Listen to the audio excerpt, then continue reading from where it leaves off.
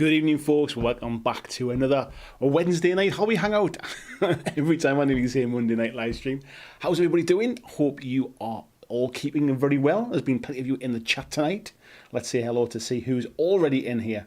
Super Pumpkin Man was in nice and early. I know there was a few others came in earlier as well, but the chat loses everybody. So good afternoon to Super Pumpkin Man when he was in. Actually, let me just toggle the time on as well so I can see where were they. How do I do that again? Toggle timestamps, that's it. That was back at 20 to 7. Peter Nicholas was in as well. It says, I should be painting my secret 40k army, which are coincidentally Xenos, metallic and powered by green glowing energy. No clues. Arnold de Gans, nice and early as well. Hello to you, sir. Peter Koeman, nice to see you, mate. I was just admiring your Dreadfleet ships in the Facebook group there. And he's finishing up his Bowman of Bergerac tonight. Nice one, fellow. Lord Maiden, hello to you, mate. How are you doing? Mark Wright says, evening, everyone. Just primed his Wild West Exodus Deadly 7. So tonight, he'll be watching the live stream. Nice one, mate. Nice. Blizzard is in as well. And Ian is in. Hello to you two, folks. Ortega saying, hello. Hope everyone has a good night. And he can't stay, but he'll be watching the rerun. Ortega, I always appreciate you just popping in, mate, and saying hello. I know you, for whatever reason, you never seem to catch the live streams. Maybe it's a time difference or whatever it is. But yeah, thank you very much, mate, for popping in and saying hello. Palmsy's in as well, 6 in the head. Hello to you, sir. We've got Krabby Vision. Hello, mate. Your Space Marines, mate, are looking fantastic at the minute. I didn't have a chance to comment. I just kind of whizzed through the Facebook group earlier and just kind of liked a few comments, a few pictures and stuff that I hadn't caught up on yet. But they're looking awesome, mate. Steve Evans, good evening to you, mate. John Estel says he's managed to sand and varnish his table, but not a chair, so I'm hanging out tonight. You're halfway there, mate, aren't you? This full-size terrain stuff, it's hard work. The Welsh Wanderer says it's been a while since he joined the live show. Still working on his Mark V Chieftain. Need to finish the turret and then get it primed for painting. Got a beer to hand too. I assume, mate, that's you that just messaged me in the Facebook group today, isn't it? Nice to see you in, mate. How are you doing? I remember you saying you were more of a kind of like a model builder as opposed to a miniature gamer. So yeah, welcome back, mate. Mark Colley says, after a shit week decorating, I'm finally sat down doing some proper painting. Nice one, fella. Where? Arnold says, hold on, no black shirt. Just thought I'd kind of rock out for the Rams tonight, mate. Excuse me. Super Punker Man says, hope you're feeling better. I feel a lot better today, mate. I've been feeling just a bit under the weather, a bit. You know, when you feel like you're kind of coming down with something, but it never really kind of gets a hold of you. That's kind of how I felt. Anyway, I'm much better today. Jeffrey Higdon, holla all. Hello to you, mate. Joachimson, good evening. He's feeling a bit ill tonight. Probably because I try to take less painkillers, so may not stay the whole stream. I hope you're feeling better, mate. Just take it easy. If you need to take them painkillers, mate, you take them. Bobby Clark says, evening, painting checks and trying not to go cross-eyed. I find it hard enough just painting, mate. Never mind trying to paint checks. Mind you, if I could paint like you, maybe I wouldn't have that problem. Mark goes in as well. Stuart D. Here's the Monk Turner. Good evening to you too. Frantic says, hi folks, he's painting his Wild West Exodus Red Oak Minis tonight. He's primed his Necrons and Marines yesterday, so they're taking their turn at the weekend. Yeah, I'm painting my Necrons tonight, so these are purely just my own hobby stuff. I haven't really got any plans short term to kind of do any painting of them on the stream or anything like that, or like to get anything immediately onto the channel. I don't know enough about 40k to be talking about it on a video just yet. So this is purely, these are just for me really to start playing some games and stuff. And I thought, yeah, why not break them out and paint them tonight? Tony Howell, good evening, mate. He's painting his mini swap model tonight. For those that don't know what that means, in our Patreon group in the Discord, there's a group of folks who are doing like a mini swap where randomly draw out names for each other, and they both paint a mini on a theme and then basically swap them over. It's quite a cool thing. And VJ has been organising that for the last 2 mini swaps. Busey's in as well. How nice to see you, mate. Chuck and Deb Taylor says, good evening from Oregon. After work, we'll be putting together some Oathmark Dwarf Artillery. Nice one. David Moffat saying, hello to BlackJack Arenos. Krabby saying, cheese, Andy, I like trying new stuff. I'll have to kind of pick your brains a bit on the weathering, mate, as well. I like the scratches up the wings on the bikes. They look really good, mate. Where are we up to here? Dwarf Infantry, not Artillery. That's alright, man. Super Punker Man says, I've started preparing his EOS Terrorgeist. It's a little more complicated than his Tyranids, and also laughed at his one-to-wall scaling to a vampire bat. They're nice models, those, mate, aren't they? And Welsh Wonder was saying yes, it was him posting in the group, and I know Scott's been trying to get you into that, mate. Right, so we're going to crack on tonight, and I've got a slightly different setup. You might have just saw there, here, you can see my camera here now, which is instead of it being above my head, looking down, so I keep leaning into it, I've tried something different. I've been doing some work in the studio over the last few weeks, which is why kind of a lot of other works, you've not really seen some of the other stuff I've been doing. I've been working kind of like late at night and stuff when people are in bed, and sort of rearranging this so that I've got a dedicated kind of painting area over there, and I've got a lot more space to get around the table. And one of the things that was creating, like one of the issues was tripods all over the place. They take up so much floor space, and when space is a premium, it's tripods can kind of get in the way. So I'll do if people are interested, let me know in the comments in the chat tonight. If people are interested, I'll do an updated kind of studio tour once at some point in the near future, and I'll kind of show you what my solution's been, because I've essentially got multiple cameras around, I've got lights mounted around in different places and stuff, but it's all really it keeps the floor area nice and tidy so I can get round for gaming. I've got cameras set up so we can film some gameplay, or maybe film kind of reviews that way and things. I've just got more space this way, and it saves me having to keep turning the room upside down, because the lights I used to use for live streaming needed to be in a different position for when I'm doing painting, because obviously the light needs to be where the painting is, and then I had to keep moving things around. I couldn't have kind of double the amount of lights for all I could afford to buy them. I couldn't have double the amount because I just physically wouldn't get around in the room with tripods all over the place. So yes, this has been a bit of a hard graft. And Dirk saying, yeah, let's talk in more painting. And Derek saying yes for a studio tour. Nice one. Right, let's get on with some painting then. So, like I say, I've got a slightly different setup tonight, but we should, when that focuses in, we should be fine. So yeah, I've got these the 10 of these guys that we're painting tonight. These are the Necron warriors with the ghost flares. Is it? I forget which ones it is. But I did a very quick and dirty test model. So that's how they're going to look. This was one of the old Necrons that I had, and I did this one as a test model to kind of see what I'd like. You can see like the Necron rod things missing, so that was my test model to see how they go. I'm still not 100% convinced whether I'll do that base like that or not. It might be a bit too much brown, but we'll see. So what I've done with the new guys basically is I've left them the bases. I've left them just pushed fit into the bases, so I can take them out and do the bases separately.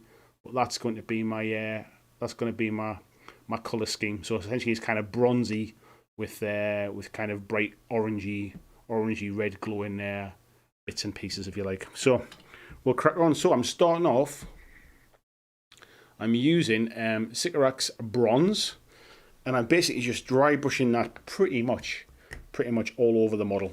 So I'm using a biggish large dry brush. It's not a biggish large one. It was a biggish dry brush, but it is a large one from Games Workshop. Just wipe a little bit of that off, and then there we go. And then just kind of it's more of an overbrush than a dry brush really. I'm just kind of piling the paint onto there. How's the chat going? Yes, please, for a studio tour. Mr. Spooky Thang, good evening, mate. How are you doing? Nice to see you in, Tony. The only problem with not gluing these to the bases yet is you can see them kind of bouncing around a little bit there, so just got to kind of hold them in place. But it's only while I'm being a bit rough with them. It's fine when I'm actually painting. It's not really a problem. So yeah, it's just kind of like a heavy dry brush or an overbrush, as it's sometimes called. Get into all the nooks and crannies there and crack on with them. Dirk says, colour scheme looks fine. Model could even use a few more dark patches for the shoulder pads. I'm just keeping them simple, mate, with the Warriors, to be fair. I'm trying to not kind of just go overboard on the colour scheme, because I've got plenty to do. I'd rather get them to a point where they're all done and I'm playing with them, and then maybe I might kind of do something with them. But yeah, for all I enjoy the painting, I enjoy getting them finished more. So we may go back at a later date and kind of bang them up a little bit more, and scratches and weathering and things like that. But yeah, I just want to get these done. Plus, I want to see what they look like alongside the bigger models as well, because I think obviously the bigger models they've got lots of different kind of sort of components and textures to them as well. So I'll see how they fit in with them. If there's some big panels on the on the bigger ones that need to maybe have a different color so they don't look too bland, then I'll maybe use that as a template to do a little bit of work with these as well. But I'm keeping them simple and just kind of powering through. So you can see there, just nice like an overbrush, just like a dry brush type thing. Onto the next one. And that's what I mean about being super quick. Jim Street, good evening, mate. He says, I like the contrasting orange. Yeah, I've always liked kind of painting red and highlighting up to orange. But and I really like the green, to be fair. I love the silver and green of Necrons, but it's just so common, I guess, mate. Seeing that the bronze is probably quite common now. After I'd done my test model for these, I think that was when they announced that they were going to bring out that new kind of Necron kind of bronzy paint scheme. So, but obviously they've still gone with the green for that as well, I think, haven't they? I did a test color in blue, and I also did one. What was the other color? Forget what it was now, but I did a few different colors. But I just felt that because my Space Marines are Ultramarines, so there's going to be a lot of blue on the table.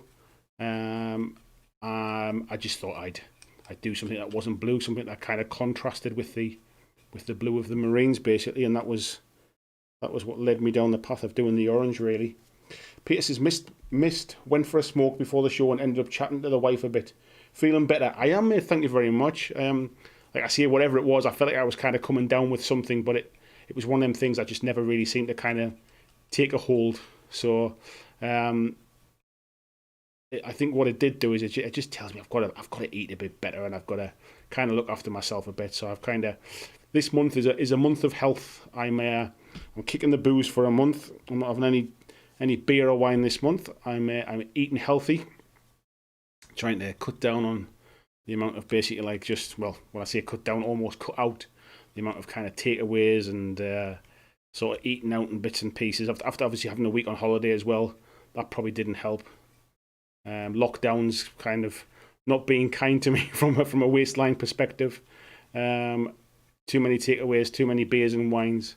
So yeah, I'm looking after myself a bit more, mate. So I think that's all it's been really. It's just my immune system's probably a bit low through a bit of being a bit down through the lockdown and stuff, and then also just not really looking after myself food and drink wise. So yeah, September will be a healthier month. James Om, good evening, mate. Says greetings all. Catching a few minutes as his workday winds to a close. Nice to see you, fella. I hope you've not been working too hard. Hope you're keeping well, and I hope you and the family are all well. David Moffat says, sounds like a great way to save money and get healthy. Yeah, to be honest, mate, it is a nice way to kind of save a few quid as well. Although healthy food's not always the cheapest, to be fair. Junk food tends to be a bit cheaper in the grand scheme of things. But yeah, it's less about the saving money kind of thing, mate, and it's more just about just looking after myself. I used to do a lot of exercise years ago before my little one was born. Me and my wife used to do a lot of exercise together. We used to go running almost every day. We used to do kind of 10K like runs. We like organized runs and stuff like that. Used to do 10K runs. We've done a couple of 10K like assault courses and things. We used to do boot camps. We've done it like charity kind of sport things and stuff like that. So we used to do a lot of stuff like that, and I was pretty fit then. And then basically when the little one come along, a lot of that kind of went out the window. Obviously my wife was pregnant, so she wasn't kind of doing the kind of stuff that we had been doing. And she's kind of a motivation, really. The problem is I don't really enjoy it that much. I appreciate the benefits of it, but like going for a run and stuff, I just find it dull. And to be fair, like the gym and stuff, I don't find it very interesting. So when I've got somebody to kind of work with, I'm kind of motivated to do it, but when I've got to do it on my own, I kind of lose my way a bit. So once the little one come along, pretty much all my exercise and stuff went that way. So I probably put a bit of weight on then, but not too much. And then lockdown and sort of being a bit down about like my old job over the back end of last year and stuff, and all that kind of stuff probably just all caught up with me a bit really. So I've kind of piled a little bit of weight on. So yeah, time to get healthy. Peter Nicholas says, I hope these are not too flashy for troops, so your elite command models get rather busy paint schemes to stand out. Yeah, I mean, I'm going to keep the basic same kind of color scheme for these guys as I am for the main kind of like the army, if you like. But I'll probably maybe highlight the other ones up a little bit more. You'll see what I'm doing to these ones anyway as we go. But it's just a super quick way to give them a little bit of colour and get them on the table, and so I can start having some battles with them. Because I'm quite looking forward to rolling some dice again soon. Certainly been missing it really. Even though I wasn't playing a lot beforehand, a lot of that was due to my old job and travelling and being at home when my wife was away and stuff like that, and look after the little one. And I was full of good intentions when I knew I was leaving that old job to get a lot more games in, and then coronavirus had different ideas. So yeah, I'm hoping to get that gaming back up and running as soon as possible. Really, it's finding opponents as well. To be fair, finding the people that play the games I want to play as well. Because as you lot know, like a lot of the games I play are not always the most kind of most popular games. So it's sometimes hard to find opponents, but that's why one of the things with having some 40k games, I'm sure there'll be a few more takers as well. So I'm looking forward to at least getting a small kind of 500 point combat patrol force ready, really. And the stuff that's in the Indomitus set is, I think if I remember right, there's about 900 points in the Indomitus set. So if I can get this painted up fairly quickly, that gives me some options for some small combat patrol games. Super Pokemon says, to be honest, it took me a whole year when I first got started 40k to decide on a paint scheme for my Tyranids. I ended up with black, moot green, and brown or olive shells to give them a swamp theme. I'm sure they'll look nice though, mate. I used to overthink all of my paint jobs, and it got to the point where basically all I was doing was considering and doing test models and not actually getting things painted. So these days I'm a lot more kind of slapdash, if you like, a lot more just relaxed, and I just want to get stuff done now, really. I mean, I obviously want to do a good job of it. I'm not just priming them and dipping them and being done with it kind of thing, but although to be fair, with these ones it's not that far off it, but I am just I'm a lot happier just to have things completed and looking good enough. I'm happy with them, and that's all that matters, really, kind of thing. I'm not doing these for somebody else. This is not like commission painting or something.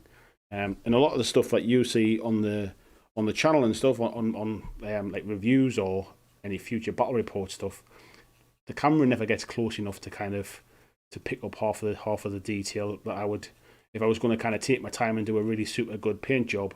A lot of that gets lost on camera anyway. So I'm just painting to the standard I'm happy with, basically. I mean, I could probably do even less, and you probably wouldn't notice on camera, but then that's not where I want to get to, if you like. So yeah, that's pretty much how it is. James saying things are good. Not going out to eat and getting takeout has slimmed me down quite a bit, down 70 pounds since March. James, that is amazing, mate. Well done, buddy. Well done. I've been the opposite, really. I've kind of I used to obviously be a bit more active, and now I've pretty much not leaving the house much because of now doing this as my full-time job, and also the lockdown stuff as well. And I've just kind of just drank a lot more beer during the week than I probably would, like having the odd can of beer here and the bottle of wine with the wife, kind of where we'd be up early and out and like driving and stuff the next day. We'd never really drink during the week, where now you haven't got to get up and drive the car the next morning. It's like, fancy a glass of wine with dinner tonight, and that kind of stuff. And before you know it, it's like you've had a bottle of wine on a weeknight. It's all that kind of stuff, really. So, and I've also randomly seemed to have getting into a situation of eating a lot of bread, which is not good for you. So yeah, cutting out the bread, cutting down on portion sizes, and eating healthier stuff. Cutting out the booze for a month. I'm sure it'll make a dent in it. So, I'm actually painting. I've got 9 of these on the table to paint tonight, folks. But I done 4 of them while I was sitting waiting for the stream to start. So that's the 9 of them done now. So I'm just washing that out a little bit. A brush. So that was the Sycorax bronze. Next up, I'll just get some more paper towel for my dry brushing here. Next up, I've got Necron Compound. Just get that in focus. Necron Compound, and I'm just going to do a really, really light.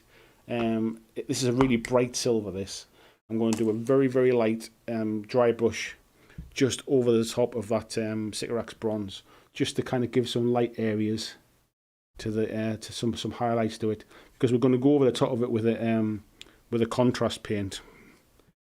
So this is just to give a little bit of kind of highlights on that as well. So yeah, I don't know if you can see that but on camera very well, but just very lightly, just picking up on the literally that's kind of all I'm doing with it really. Nothing too fancy.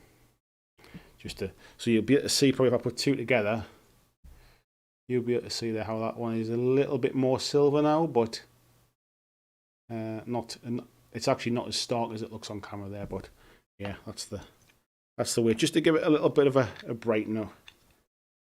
And when we come in with the contrast paint over the top, that'll tone it back down again. Chuck and Deb says, good for you on the good eating. May it be a benefit for good feeling, energy level, and great family time. Yeah, that's kind of. I mean, I'm 45 this year. I'm not getting any kind of younger. My little one's got bags of energy and he runs rings around me, kind of thing. And you got to start looking after yourself, haven't you? Really, especially when you're getting on a bit. And no time like the present. And it's also I'm in a bit of a kind of. Not just in a funny kind of, not in a rut if you like, but I'm not managing to get like a routine at the minute because of the lockdown stuff. Like my little one being at nursery and then not being at nursery, and then my older lads coming over during the week when I should be getting work done, but because I haven't seen them like throughout the lockdown stuff, I'm wanting to spend time with them and do other stuff. So I'm just not really in a routine at the minute. And the little one goes back to nursery tomorrow. He goes to a new nursery tomorrow, so he's a little bit worried about that. He's a bit, he's a little bit peaky as well because he's a bit nervous. He doesn't know anybody there. It's going to be completely new for him. So yeah, he goes back tomorrow, and obviously my older lads have gone back to sixth form as well, where they're doing their A levels. They went back this week, so I should, in theory, begin to try and get a routine. Part of me going full time doing this was that my little one would change nursery to a closer nursery, so it's their walking distance away. It's about probably about a 15-20 minute walk away. So yeah, so I'll be able to get up in the morning, walk him to nursery, kind of get some work done during the day, go and pick him up at the end of the day. So getting some exercise in by doing that kind of, it'll probably be just over a mile there and about a mile back. So like sort of 4 miles walking a day compared to like pretty much nothing I'm doing now. Will all be a good kind of start, and that's the plan really. I've completely forgot to do the bronze on his gun here. I have to go back and do that one again in a second. So yeah, so that's the plan really. Try and keep a bit more active. Peter says, hearing you there, I've taken up a few kilos in lockdown and 3 weeks of leave. Off the top of my screen there. Didn't make it any better. Next week when I go back, it's back to training. Yeah, that's the thing, mate. You just got to bite the bullet and get stuck in and do it again. John Essel saying, I was suggesting an alternative to a slow grow, a BlackJack Legacy couch to 5K. Do you know what it is, mate? It's funny you should say that. I almost considered like starting like a second YouTube channel to kind of to record my kind of progress from where I am now to kind of getting a bit fitter, losing some weight and stuff, as a bit of a journey, because one thing I'm not good at is kind of committing to that kind of stuff.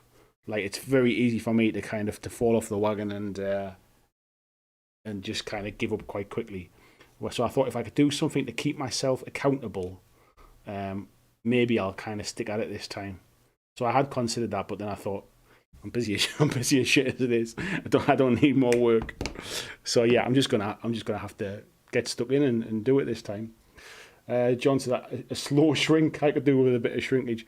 Yes, a slow shrink instead of a slow grow. That's probably not a bad thing. Talking of slow grows, actually, we're into September now.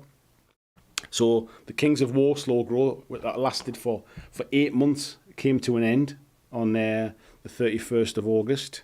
So I'm toying with a few ideas now for a new slow grow. I know there was a vote. The less said about that, the better.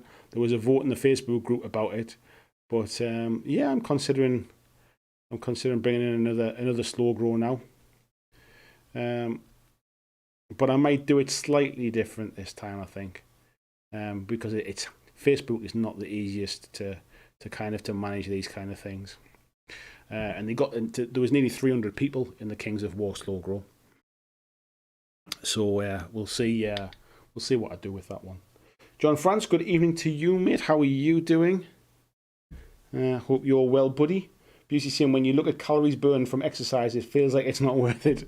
Do you know what it is, mate? I've got an Apple Watch, and I didn't get it for like the steps and the calories and all that kind of stuff. To be fair, I got it for like picking up emails and texts and kind of all that kind of stuff, and paying on it and all that kind of crap. And when you do kind of record exercise on it, I know what you mean. It's like you can work bloody hard, and there's like 300 calories burned, and you think, bloody hell, is that it? Is that all done? It definitely feels like I worked a lot harder than that. But the problem I've got is I've had relatively sedentary jobs for a long time.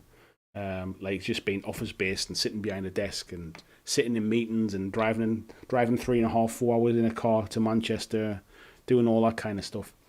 I didn't really and then obviously when you've been on the road for like the best part of 6-7 hours a day with meetings and stuff, the last thing I felt like doing was going to the gym when I got home. I'm more likely to kind of crash in front of the TV and have a can of beer. And that's unfortunately that's when life catches up with you, mate, isn't it? Superpunker Man says I find it better to go to the gym with a friend. When I go by myself, I end up doing 30 minutes of warm-ups and then just go home. Yeah, I completely agree, mate. It was why I was so good before. Basically, it was because me and my wife were doing it together. But that wasn't possible with the little one. One of us always had to be at home to look after him, and when he was at nursery during the day, obviously we were both at work. I don't really have any kind of close friends, mate. If I'm perfectly honest, I don't really have anybody to kind of go to the gym with. My mate, like my one mate really, my brother-in-law Jason, we both joined the gym, and I joined first, and I was going a little bit on my own,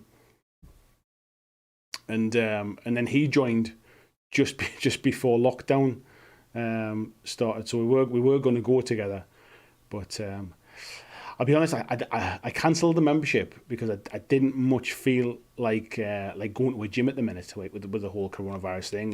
You had to book time slots and stuff, and the way I've always kind of liked to do it is just like when I've got time, rather than having a fixed time I want to go, or rather than them giving me a time I could go, I kind of like to work around myself, really. So if I'm up early, I'll go early, or if I'm having to lie in, I might want to go later on at night once the little one's in bed and maybe my wife's watching a TV show or something.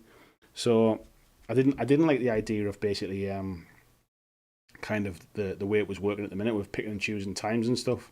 So yeah, it's turned into Andy's getting fat stream tonight, isn't it?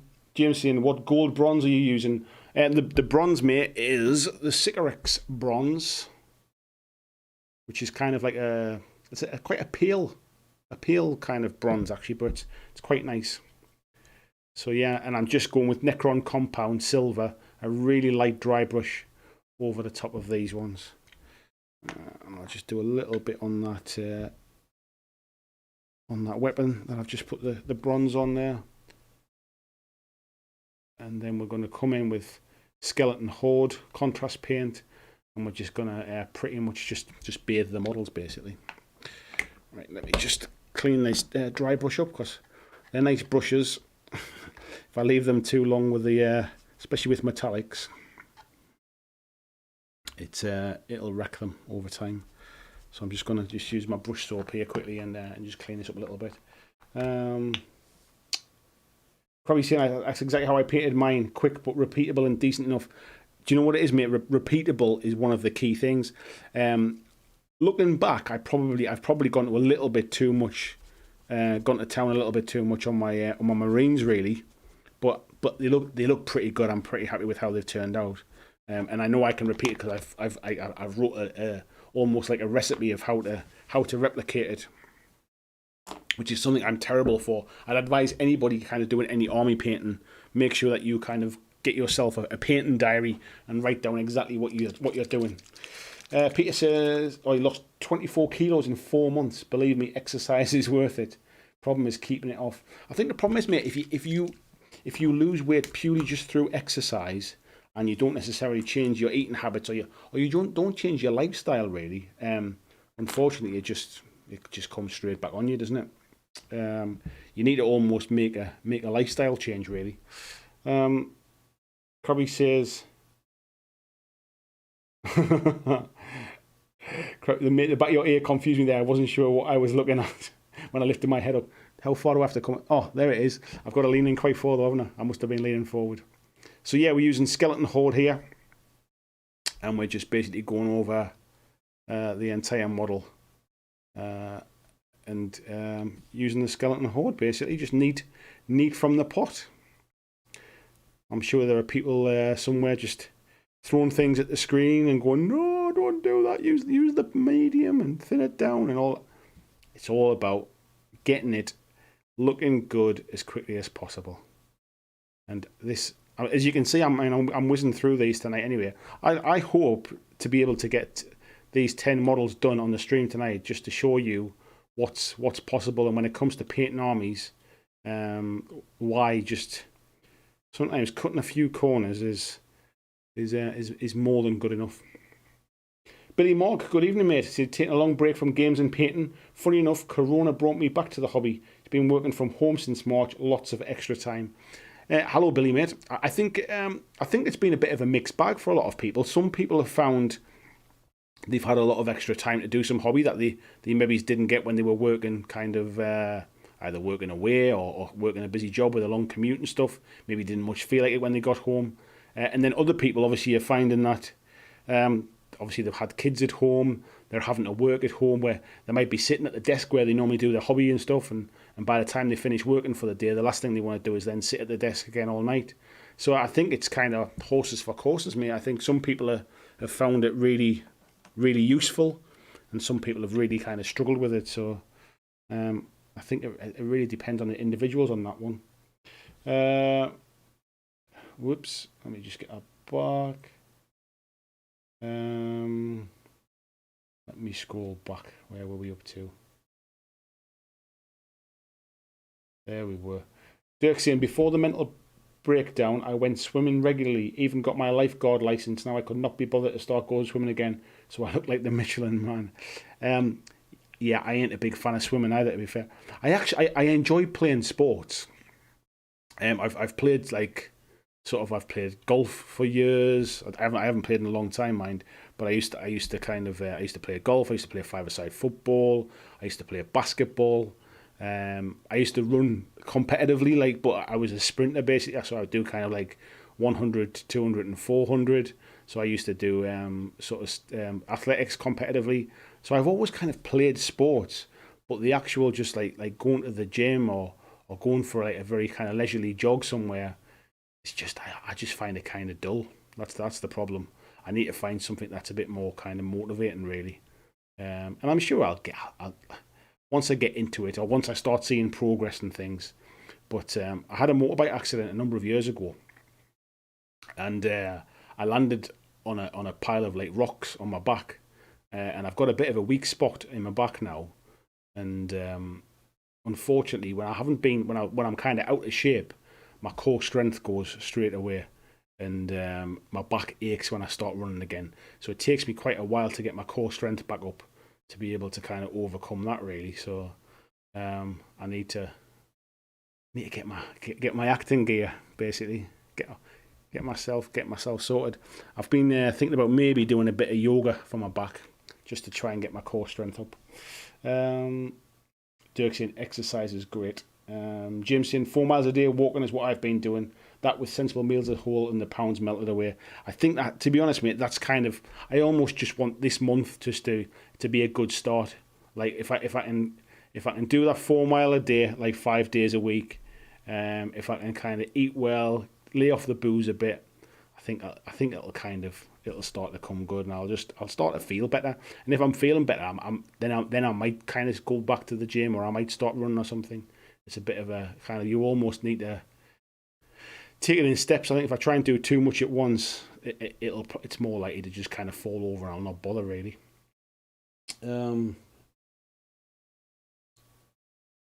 Where was that 102?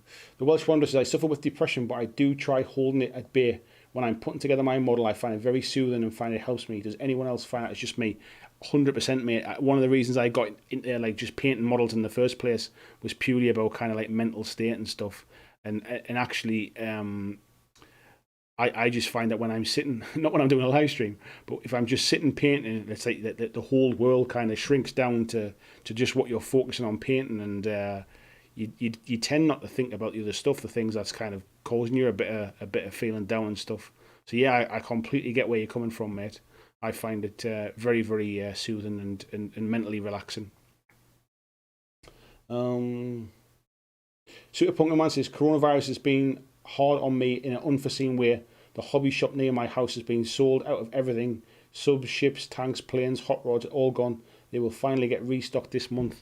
I wonder how it's, I mean, we only, I only really kind of think about how it affects like the stuff that I play really, or the stuff that I get. And you don't really kind of think how it's affected other hobbies, like whether that be kind of model building itself, like sort of Airfix kit type things, or any other games, basically more historical stuff, especially the ones where people rely upon like supplies coming from China and stuff. You don't really think about how that's affected those ones. Bobby Clark says, how easy to build and sturdy are those new Necrons? I found them really easy to build, mate. This one's kind of bouncing around a bit, but it's because I haven't stuck them to the base. So they're actually, these Indomitus set Necrons have kind of got like a nice little tab on the foot that pushes into a hole on the base. So I've just fitted them basically, and just to hold them in place. I've obviously glued the model itself when I've built it, but I've just pushed them into the base so I can take them off the base to do the base when I'm finished. So that's why you're probably seeing them bouncing around a little bit. You'll see there that foot, if I can just show you there, that foot there isn't glued down. So if you're thinking they're not very sturdy, mate, that'll be why. But I mean, that's why you're getting a lot of movement there. But yeah, they're pretty good. I found them fine to build. I know some people said they didn't enjoy them, but I don't like building models, and I actually really enjoyed building these guys. So yeah, I was happy with it anyway. Crowley says, GW just announced Armies on Parade 2020. I'm jumping on that, I think. Oh, that's good that they're bringing that back, mate, because it's I know it's something you were talking about a while ago. I don't think I'm really at the kind of level where I want to be doing kind of Armies on Parade with my stuff. But I think your stuff, mate, is bang up that street, mate. Exactly what you. Unless I fancy doing myself like a nice kind of display board or something.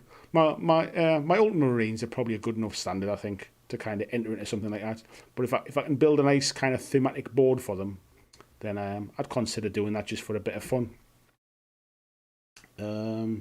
Peter says, may I suggest using MyFitnessPal app? I used it during my weight loss, and it allows you to set a goal and see your progress. I am using that, mate, to be fair. I've always used it in the past when I've been kind of exercising, or I've been calorie counting, or any of that kind of stuff. And yeah, yesterday I fired it back up again on my phone and got myself weighed, put my weight in, and started tracking my foods and things, and recording how much water I'm drinking and all that kind of stuff.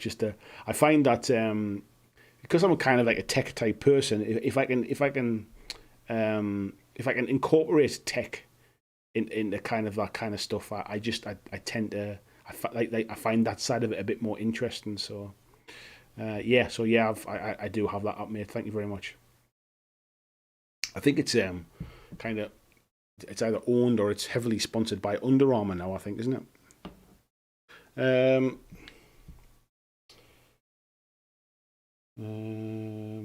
Peter says, I believe exercise is for fitness and health. Diet, sensible eating is for weight control. I think generally, mate, yeah, I wouldn't really disagree with you. You can't out exercise a bad diet, for example. So no matter how much exercise you do, if you're eating absolute garbage, you're basically just you're almost keeping the balance, really. So, and some people are fine with that. Some people quite happily eat junk food all day and then work very hard to not put any weight on. But yeah, I think mine is a mixture of stuff. Mine is definitely about feeling healthier, and a consequence of being a bit fitter and feeling a bit healthier will be I'll lose some weight as well. So mine's a bit of a mixture, really. But certainly if you're dieting, and I don't really like to use the word diet, really, because everybody diets. There's just some people have a good diet and some people have a bad diet. It's a bit like mental health. Like mental health is always it's always kind of, when you talk about mental health, people instantly think there's a problem and people have like sort of poor mental health. Everybody's got mental health. It's just that some people have really kind of have some mental health issues. In the same way, everybody has health. You're either healthy or you're unhealthy. It's the same thing. So yeah, I'm not a big fan of the word diet, but it's eating well generally is a good way to kind of make you feel a bit better. Super Pokemon said I play Pokemon Go in the evenings and walk about 3 to 4 kilometers a day. I remember taking my lads to play Pokemon Go. I don't think it's really my kind of thing, mate. But whatever gets you out of the house and gets you walking, mate. I tell you what, I did try once. There's a running app called I think it's called Zombie something, and essentially it's almost like an audio drama that as you're out running and stuff like that, it's talking about this zombie, like as if you're listening to like a radio type thing. It's talking about like a zombie invasion, and you've got like people in your ear saying, "Quick, they're coming! You're gonna have to pick up the pace," kind of thing. And as long as you're running fast enough and stuff, you can outrun these zombies and stuff. It might be called Zombies Run, I think. And that was probably the closest I came to enjoying going for a run. I thought that was pretty cool, but doing it every day or every other day or whatever started to kind of wear a little bit thin, really. But I found that was quite interesting to get me started. Mighty Joe, good evening, Mighty Joe. How are you? The last game of 40k I had was in 2006, and the last game of Necromunda I had was 2000. Wow. Do you play anything else, or is that just is that basically that you play other games and that's why you haven't played them in so long, or have you just not played gaming in a while? Have you had a bit of a break from it? What's the reason for the big gap in those games, buddy? Peter says I never managed to go to the gym. Always an excuse. Where did that go from?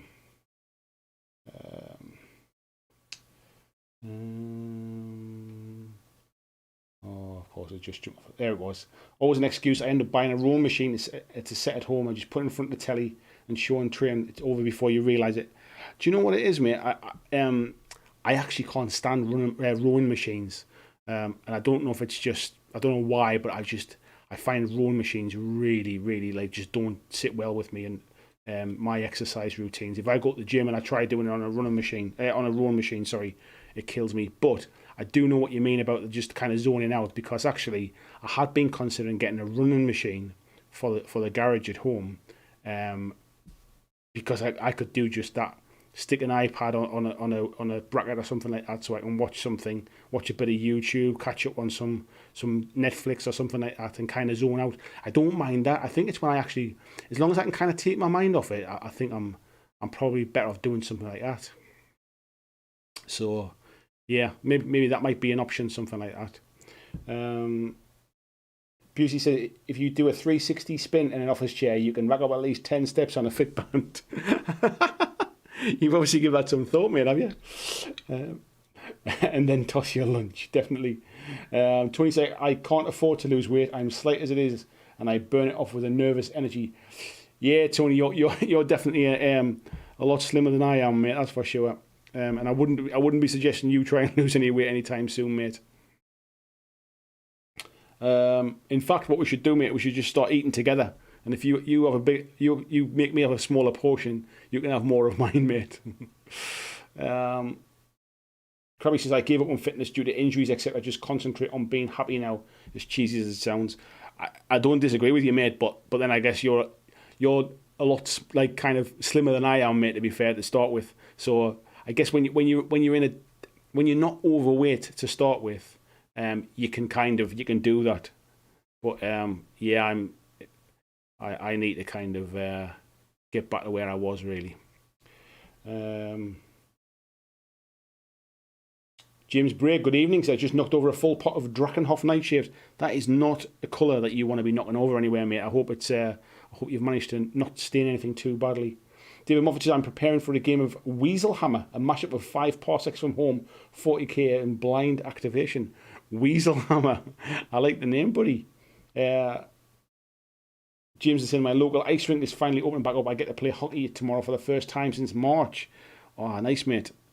I can't pretend. I used to go to an ice rink when I was kind of younger, but it was more like trying to hang out with the girls basically. But I was never much of a skater.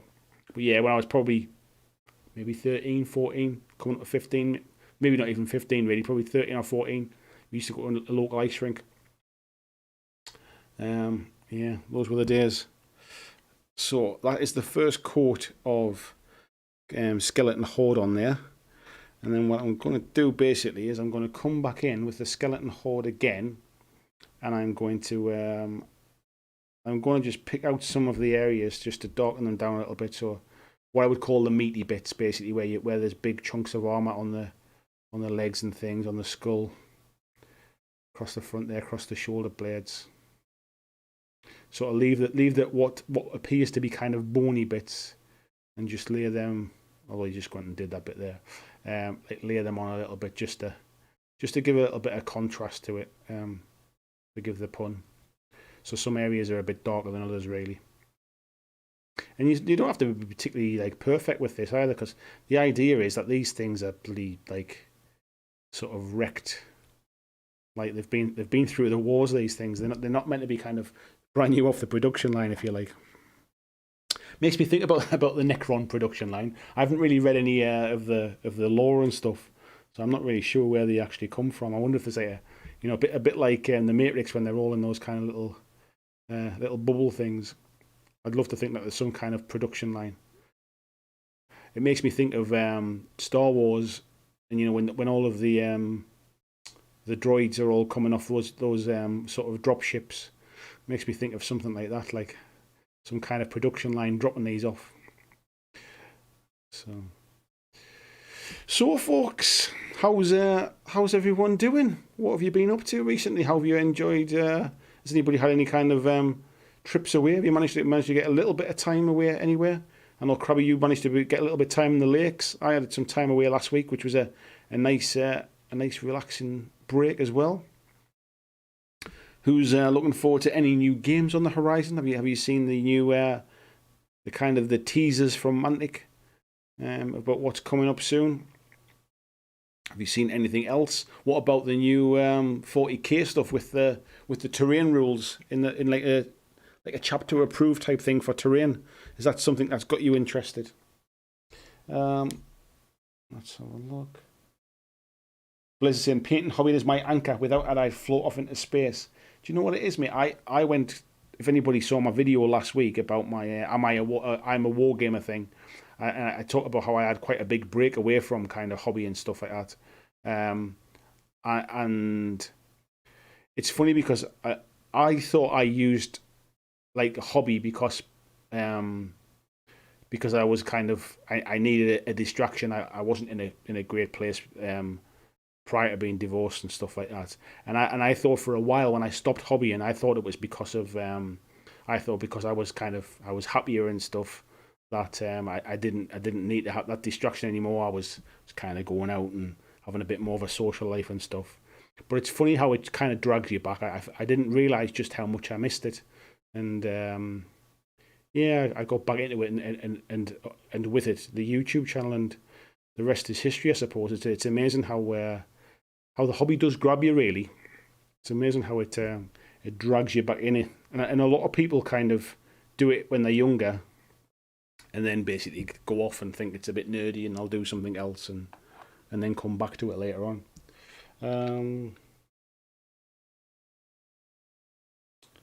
Dirk saying, I love swimming. You don't have to think about what you're doing since the body moves by itself and you can let the thoughts fly.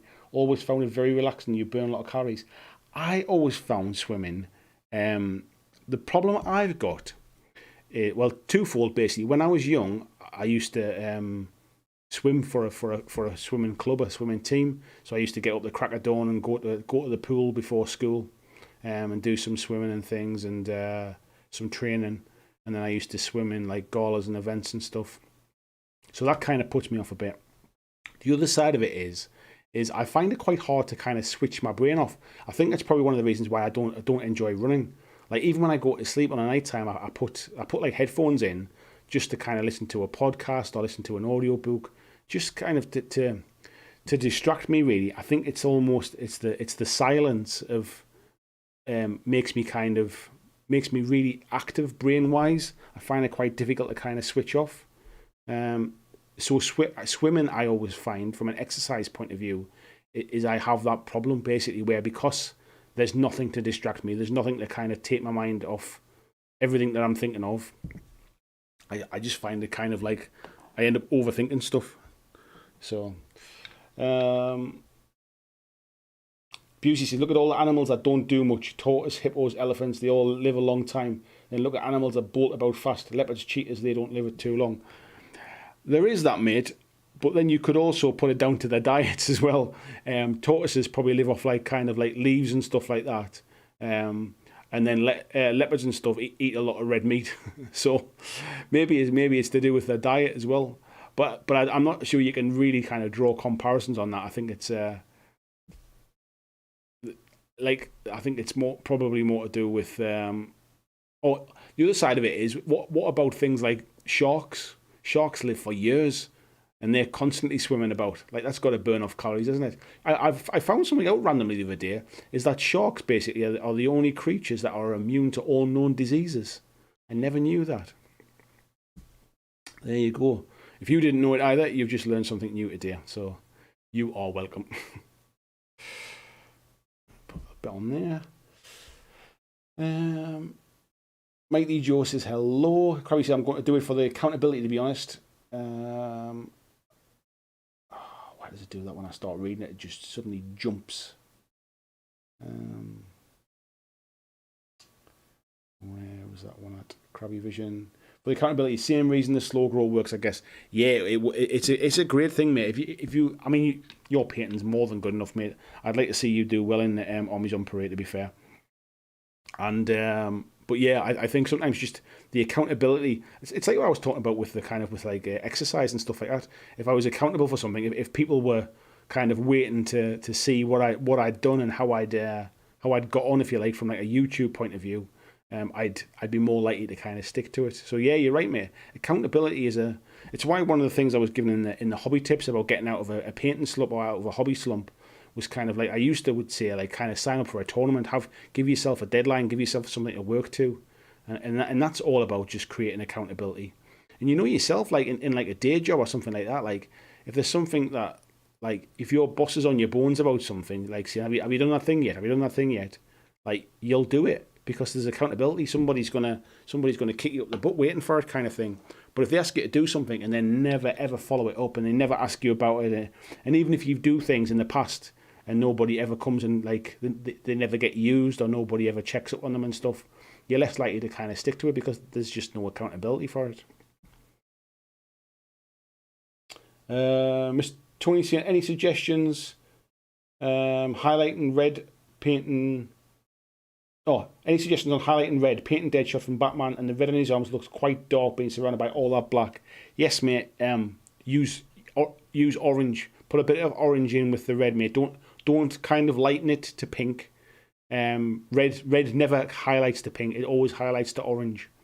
So yeah, mix a bit of orange in with your red, mate. If you haven't, I tend to use Mephiston red, Wild White. What's it called? Evil Sun's Scarlet. And Wild Rider Red is my kind of like 3 layers when I'm painting red. I'm using some of them tonight, to be fair, but the finish I'm going for with these is orange, so I'm kind of taking it a bit brighter with, I think it's Troll Slayer orange. But yeah, orange for highlighting red, mate.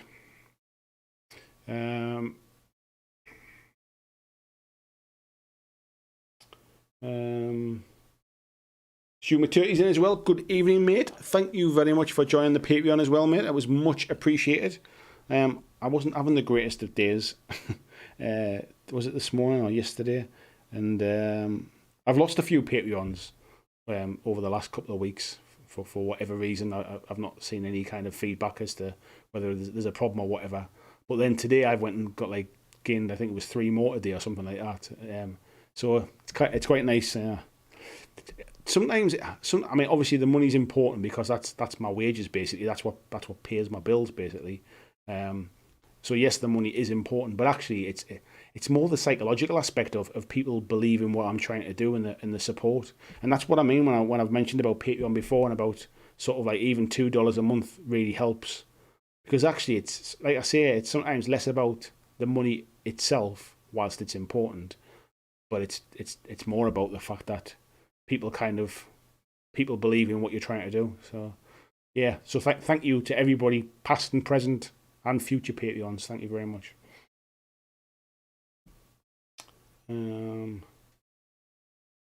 So whizzing through these, folks. That was the plan. Get them done nice and fast. Peter Cummins, yeah, Under Armour's the main sponsor. The biggest thing for me is you can put pics of yourself in the app and stand them side by side.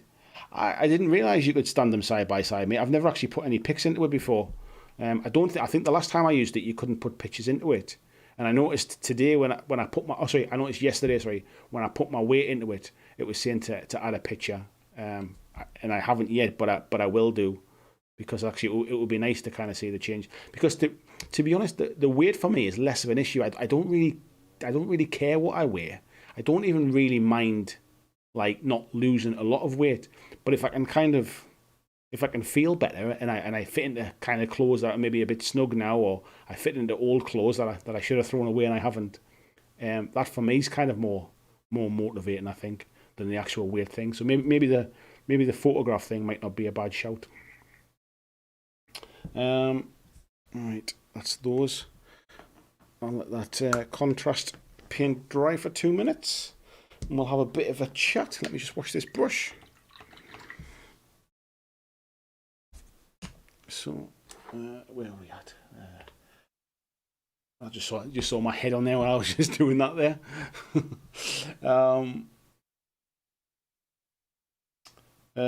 Yeah, James Brain saying Zombies Run. Yeah, that's the one, mate. Yeah.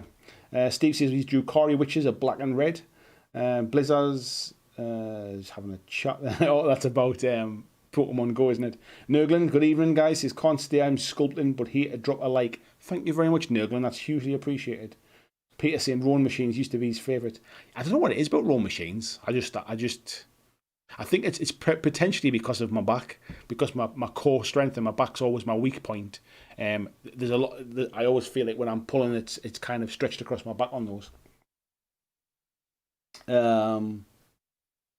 Chris Dawes says, has anyone been into Zwift over lockdown? I don't know what Zwift is, mate. Let me know what it is. Peter says, yeah, Running Machine is great as well. The key point is that you can watch something while you do it, then it doesn't feel like time lost. Yeah, I think that's almost that. I need to kind of multitask when I'm doing something like that. When I did go to the gym, I always used to do some running on the Running Machine, but I would have my phone on with my podcast or something, or I'd put something on the screen in front of me. I think as long as I've got something to take my mind off it, I'm probably not too bad. Probably saying I used to be 25 stone, mate. I didn't realise that, mate. You're certainly not 25 stone now, though. But you obviously got down to that size, and then, or to the size you are now, I mean. That's why you can kind of be happy now.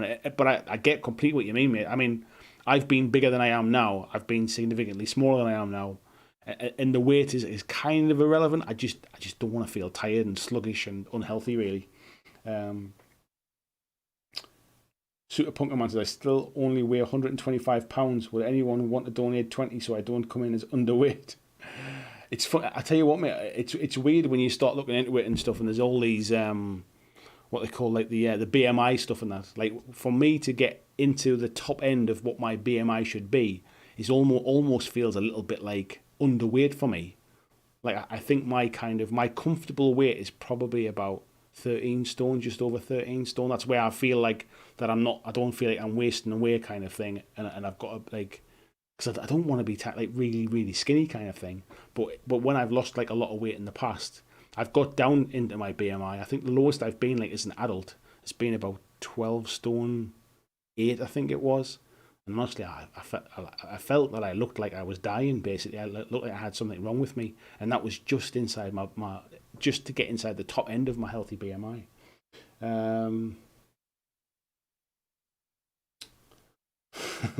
Busey saying, getting an inflatable kayak in the time, mate.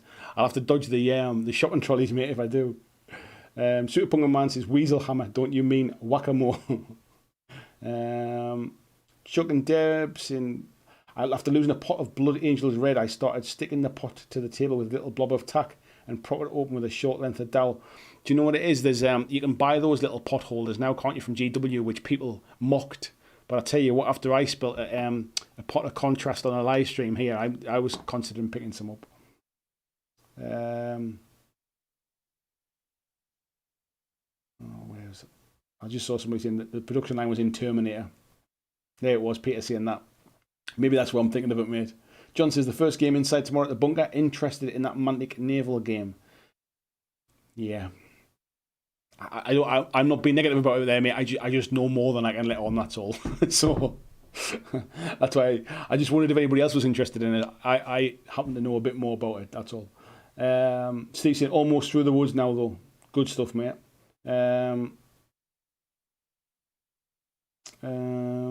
Steve on the Battle Droid Factory in Star Wars. Yeah, that's what I was kind of thinking of as well, mate.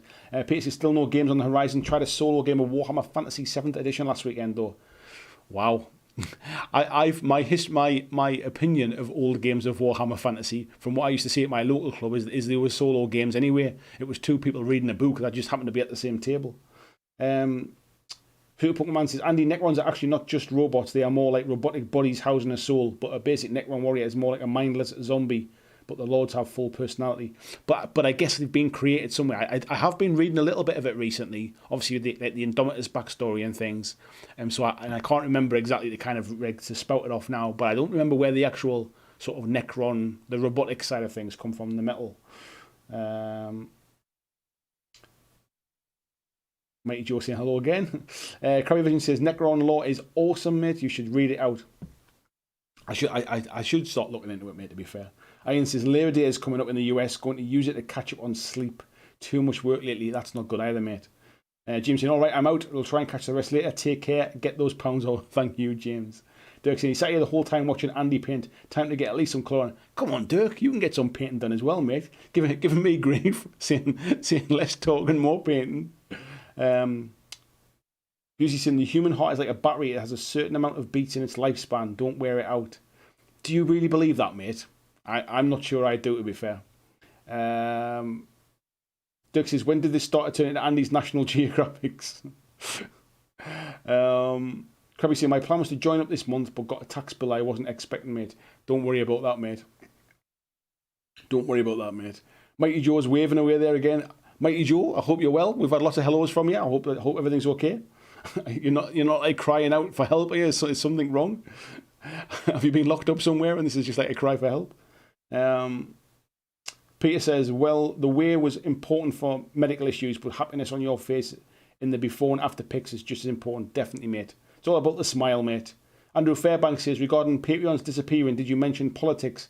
100% the way to lose 50% of your audience. I don't really talk about politics, mate. I tend not to talk about anything sort of like that.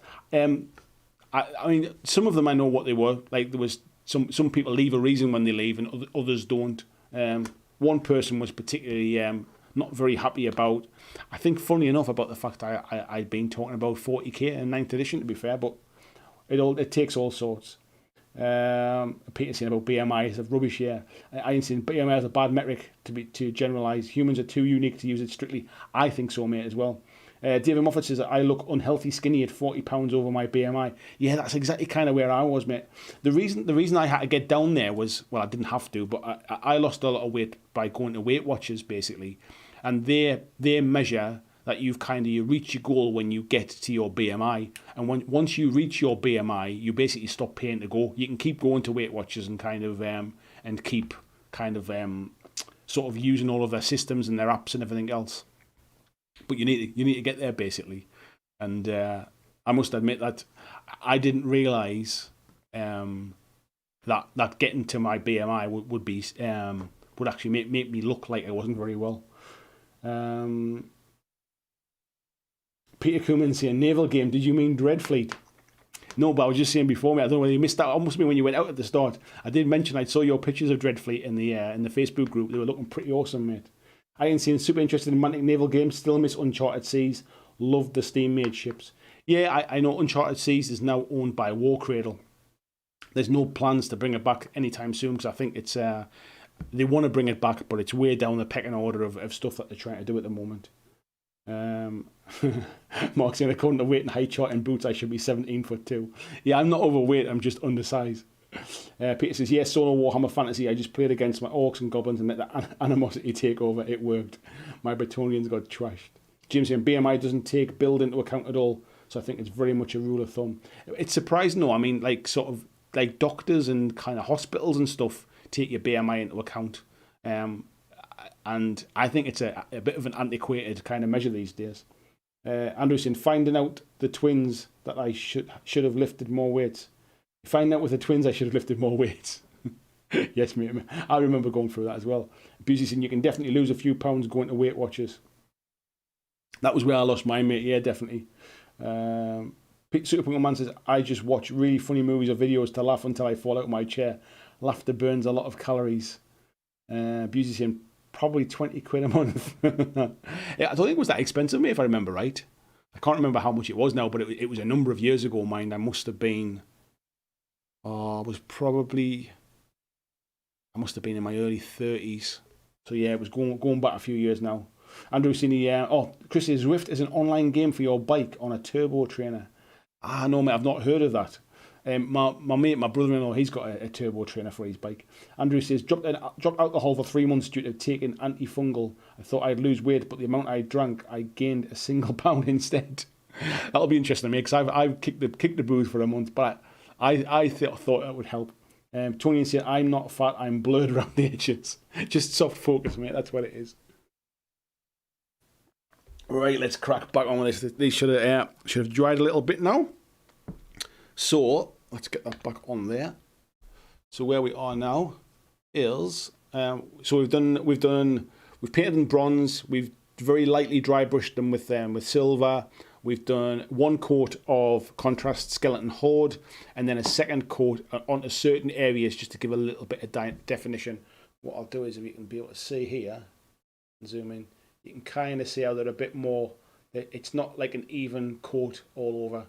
It's a bit more mottled and a bit more distressed, if you like. So, next up, we're going to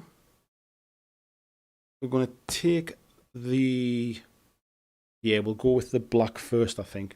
So I'm taking a Abaddon Black, or Abaddon Black, however you pronounce it.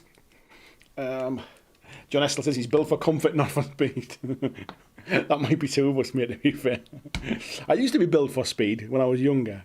I've always had quite sort of big thigh muscles. So I was pretty good as a sprinter when I was younger. I had a really kind of small frame, really quite light, but dead sort of powerful legs. So yeah, that was where my sprinting days came in. Peter says, we have a saying, if the brew's there, you don't need the baker. When you get hammered, you don't eat that much. I think that's a complete different thing, mate. If I'm drinking, I eat more. If I've got a night out on the booze, I tend to always want to have kind of takeaway or junk food, and then the next day when I'm feeling a bit ropey, I'll probably eat comfort food as well. That's when the kind of like the McDonald's comes out and the full English and all that kind of stuff. So, however, I do know people in the past who've been quite heavy drinkers and almost like never ate anything. They were almost like very underweight, if you like. So there is something in it. Super Pokemon says, I'm built aerodynamically. Andrew says, I have a face that's perfect for radio. I think that makes two of us, mate. I've got a face perfect for radio as well. Alright, so what I'm doing now is I'm coming in with the black and I'm just blocking out the gun because I don't want... So where I've kind of just heavily dry brushed and kind of gone over bits, I want some of it to actually be black. So I'm just coming in and blocking those out now. We'll be coming in and doing some highlighting and stuff on the gun with the red and the orange soon. But so I'm just blocking these out to start with. And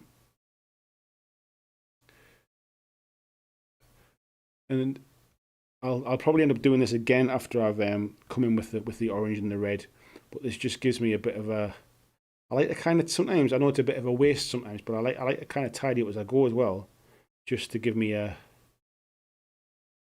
Just so I can kind of see almost a bit of progress. Because sometimes when the model looks a bit messy, you kind of lose... you kind of lose the work you've done because it just looks like here, for example, you can see on the back of the gun, or maybe you can't. Along here, it's quite sort of, there's quite a lot of the bronze dry brushing. But I'm literally just very lightly just coming over it with the black now, just to kind of tone that down. Because what we're going to be doing is running in the coils and stuff, as you can see on, you can see on this one, where I've kind of come in with the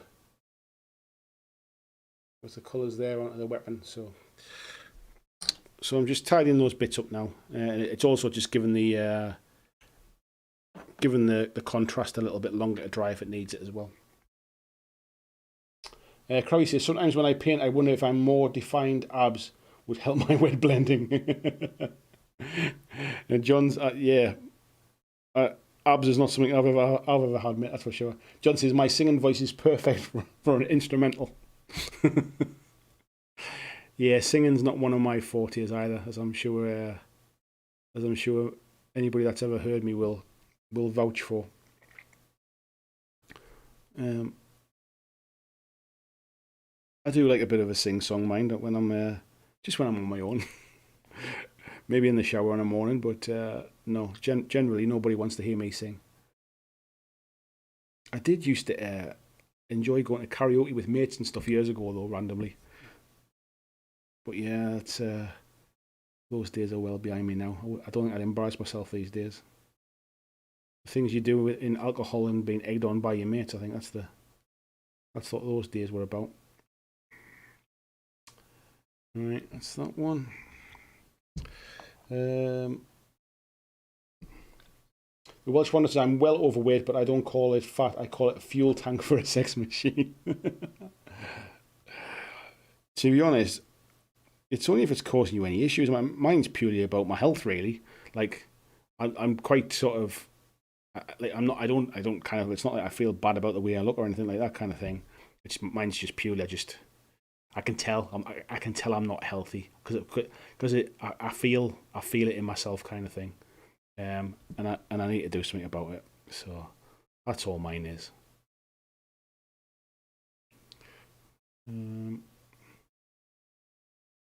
So apart from my head popping onto the side of the screen every now and again, I feel like I'm kind of keeping it on camera a little bit better than I used to be. I think this sideways kind of setup, I think, is a little bit... it feels a bit more natural rather than the one above. When it was above, I always felt like I kind of tip it down to paint. Where this one, I just like sat here and just kept like putting my arms back to a comfortable position, and then try to set the camera up so it picked that up. So it feels like it's a bit more of a natural painting position. This one. It's that one. Super Punk Man says, if it's windy, I open my jacket and wait to get dragged to where I need to go. And Andrew says, more cushion for the pushing. I haven't heard that in ages, mate. More cushion for the pushing.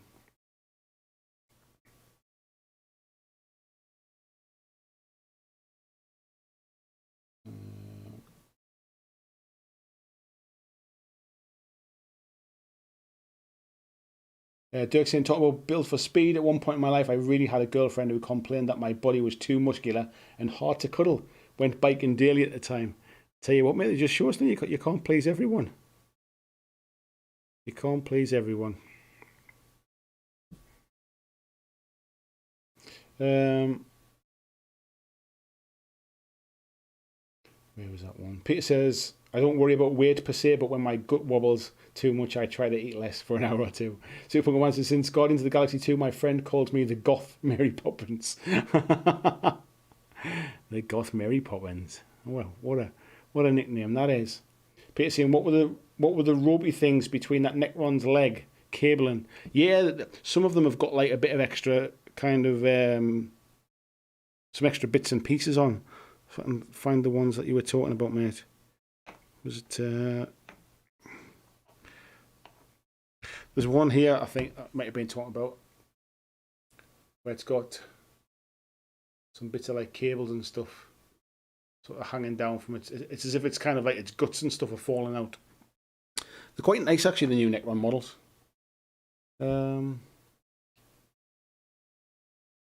Yeah, cabling, that's a relief. Lord Main said I would make for a good teddy bear model. Superpunk Man says I have the voice of a rock star only in the shower of the car. Let's just dive in here. Pomsy said I'm actually really quite nice and slim apart from my gut. That sounds about right, mate. Wait until you're 45, mate. Then you'll know what it's like. It's just it becomes just a lot harder to shift it. I never used to have problems kind of like with putting weight on when I was younger. I could kind of eat and drink what I wanted to, but yeah, life catches up with all of us, doesn't it?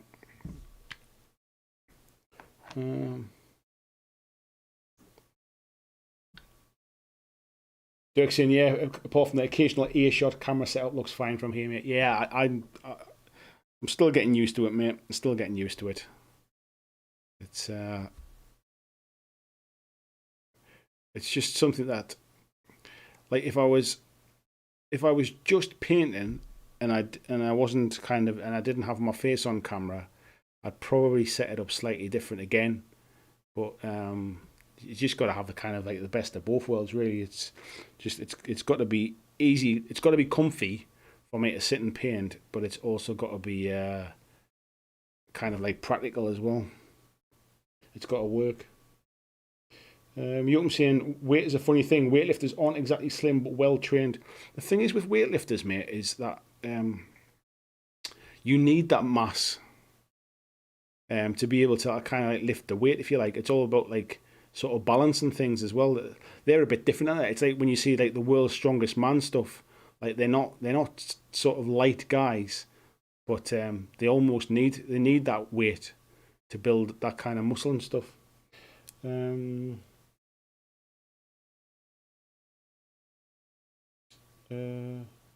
Probably saying I need more bikes. The new marine bikes are awesome. Can't wait to see the full kits. Yeah, the one thing I was disappointed, mate, with the ones in Indomitus was the way that the Marines came on the bikes. I would have liked to have been. I would have liked them to have been separate, so I could have painted them separate. But other than that, mate, they're beautiful models. No doubt the ones that do come in the Indomitus set will be like that. Yeah, sorry, the ones that come in the normal kits. James is saying it's impressive actually how little they need to tweak their Necron designs to make them awesome. Just embrace the metal bug style a bit more. The problem with the old Necron, especially the Warriors, mate, was that the heads were like joined on the sprues by the cheeks. So you used to have to try and cut off the sprue from their cheeks and then try and like file them out. They were a bit of a pain, to be honest. The new ones are a lot better fit. And I'm sure at the time they thought that was a good place to kind of to do them from, but I can assure you it was not a good place to do them from.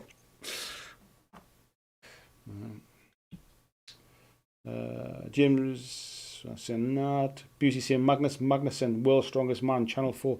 God, yeah, I used to love watching all those shows when I was a kid. I watched there's a Netflix documentary as well, either Netflix or Amazon, about Eddie Hall. And that's quite eye-opening as well, when he was sort of training to be world's strongest man, and just the absolute, like, basically what he put himself through to kind of to get to that level. scary, really. I mean, he almost kind of killed himself a few times trying to do that. I mean, there's this. I think there's. He's. I think he's still got the world record for the heaviest deadlift or something like that. And the day he did it, like he did himself some kind of serious damage, almost killed himself doing it.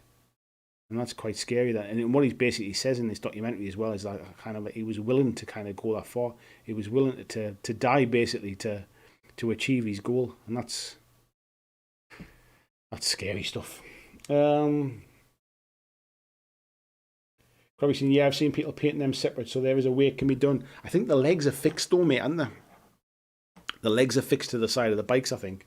VJ's in, good morning, mate. Peter saying, yes, watched quite a bit of Eddie the Beast Hall. Problem is, and says so himself, being at that kind of a mass is actually bad for your body. Yeah, and that's kind of what I was saying before, mate. Although, to be fair, have you seen him now? Now he's stopped competing, he's doing a lot more kind of bodybuilding stuff now. And he's a lot more toned, but he's still a beast, that's for sure. He's still a beast. VG saying, I've been watching Cobra Kai on Netflix. Awesome stuff. I've just watched it all, mate, the last few days as well. I watched the original series when it was on YouTube, so season 1. And then only this week, Netflix have put season 1 and season 2 on, and I've just watched season 2. And yeah, I've enjoyed it, mate. It's got a lot of kind of 80s nostalgia moments to it. A lot of good 80s music in it, and kind of 80s references, and it kind of little cutscenes going back to the original movies as well. So yeah, it's been a good series, mate. I've enjoyed it. The 3rd season's already in the works. So yeah, it's a good watch, bud. Andrew Fairbanks saying the things that wrestlers went through in the 90s. Yeah, to be fair, mate, I think the things they're probably still going through now as well. I think a lot of them, the kind of the bodies get destroyed as well. But yeah, back in the 90s when it was really at its peak, wrestling and stuff, some of the stuff they kind of had to put themselves through. Scary. I think they make a bit more money these days, and I think they're a bit more looked after. But they still put themselves through hell to do it. And I think the problem is now is there's more. I guess there's kind of more people willing to do it as well. So it kind of lifts the bar, doesn't it, of what's expected of them. So,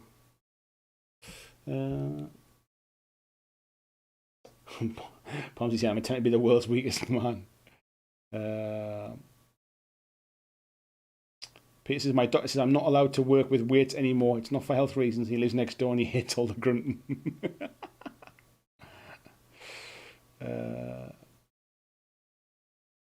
Super Pokemon saying, my friend that got me fully into 40k plays Necrons, so I remember putting the older ones together. Ironically, his name is also Andy. Yeah, they're nice enough models. They're actually not that different to these ones, other than not having those sort of plastic rods and stuff. But yeah, I remember putting the old ones together. I bought a Start Collecting box a while ago when I wanted to sort of try and give 40k a go.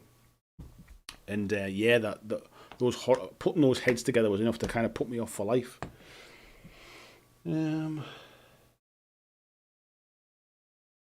VG is saying there. James is saying, I've been watching Lovecraft Country. Really cool. What channel's that on, mate? Somebody told me about that the other day, and I've got no idea what it is. Peter says he's got an official world record for deadlift. Unofficial record is the mountain now. Eddie Hall had a brain bleed during the world record. That's what I remember hearing about, mate. Yeah. He said he was in a really kind of like serious kind of situation for days afterwards. I think he said he was blind or something. He was blind when he did it. Like it basically like it made him go blind. And he was blind he lost his sight for a few days afterwards. Which is like, I just can't even begin to imagine like putting yourself through that stuff. Krabby says he's having a boxing match with Thor Bjornsson. Is he really? Is that what it's about? I watched he's got a YouTube channel now as well, and he had a video. He's just moved house and he's been putting the gym into his house and stuff. The house, I'm sure it'll be lovely when it's done, but it's really, really old fashioned. Whoever lived there before him, and he's having to do a lot of work. But he's basically got a basement that he's putting like a gym in, and I wonder if that's what it's for the boxing and stuff. VG saying, yeah, it's excellent. The only pain is waiting for the episodes to come. PC will be a good fight. Krabby saying, I enjoy Cobra Kai. Good mix of nostalgia and new stuff. Yeah, 100%, mate. Billy Marks is speaking of wrestling. I just ordered Rumble Slam. Just found out about it. Models are amazing. Yeah, some of the TT Combat resins are really nice, mate. Actually, they're really really smooth and really clean. Debsworth's in as well. Says bit late at the party. Absolutely fine. Don't worry about that, Deb. Hope you're well. You're going to see him finally finish Mindstealer. Time for bed and hopefully feeling better tomorrow. Yeah, take care, mate. I hope you are feeling better, mate. Look after yourself, buddy. Krabby saying I love wrestling, you know. I know some local guys that have wrestled all over the world and they are a mess with injuries. And normally, I think the problem is, mate, it's like the pros make good money out of it now, but the like the kind of the journeyman type stuff, the guys that just do it like for the love of it, or they do it like traveling around trying to make a few quid and trying to make a living out of it, they end up kind of like putting their bodies through hell. They don't have all the physios and the kind of the medical stuff, and they don't get a chance to rest either half the time. They must be in a right old state. Right, folks, next up we've got Mephiston Red. And this is what we're going to use to start the orange parts on these. I always find that I like to kind of highlight up to the orange, and the Mephiston Red is a really nice. It's got a nice coverage, and it's good to kind of leave in the recesses as well. So it'll bring out a bit of shade into the orange as well.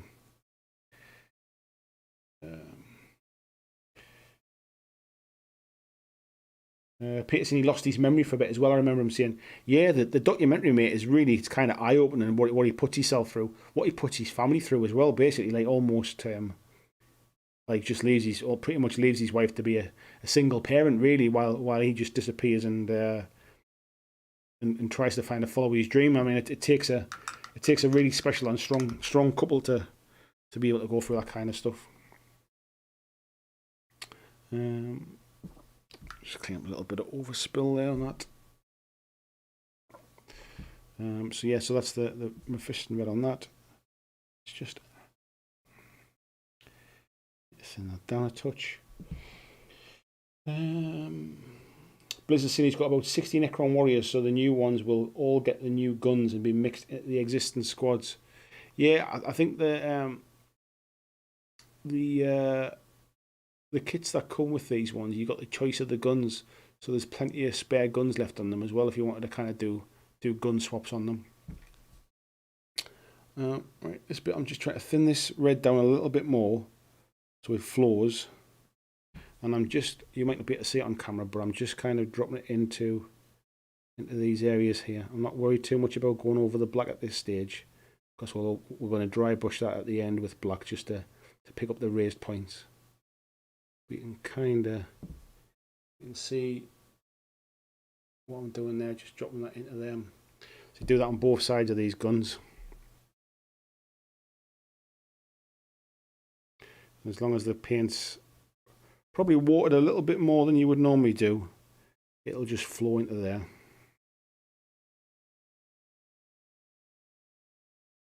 You can always just run a finger across the top there as well, just to get it off.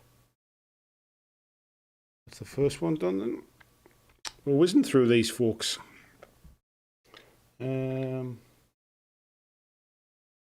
Superpunk Man says he was terrified of pro wrestlers when he was 4 or 5, when Hulk Hogan had an advertisement on TV telling kids to listen to their parents, eat their veggies. Yeah, it was... I forgot to do another bit. Let me do a little bit. I forgot to do the coils on that bit. Yeah, wrestling was never really something I watched much of as a kid. I think it was because we didn't have Sky TV when I was a kid. Sky TV was around, we just didn't have any money. And all the wrestling and stuff was on Sky. I obviously remember the kind of like the Big Daddy and Giant Haystacks and that kind of stuff. And Mick McManus from like old sort of World of Sport wrestling. I remember that stuff, but yeah, kind of the WWF and WWE and all that stuff wasn't really a thing I was into as a kid. Welsh Wanderer says, finally finished his tank, just finished spraying the primer over the turret. Next step, painting, God help me. You can do it, buddy. Don't worry about that. You can do it. VG saying, I remember when they tried to make Hogan a bad guy. God. I'll tell you what, he tried to make himself a bad guy not that long ago, didn't he? Is he completely out of the Hall of Fame now? Because wasn't he pretty much wiped from the Hall of Fame? Did he ever manage to get back into that? Did anything happen? I forget why he was taken out of the Hall of Fame. I think it was it? I'm sure it was something serious, but I forget what it was now. They basically kind of wiped him from the records, didn't they? But I don't know if that was a short-term thing or if it ever got resolved. Just trying to get in behind here now to get that bit. Can we say mate Ghost is green? Not when it's orange, it's not mate. Not when it's orange. You get a bit more. Thin this one down a bit more.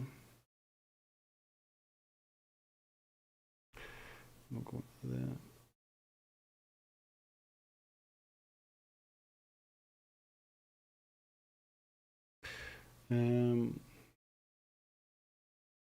Crabby saying he was reinstated. It was removed for racist comments. That was it, mate.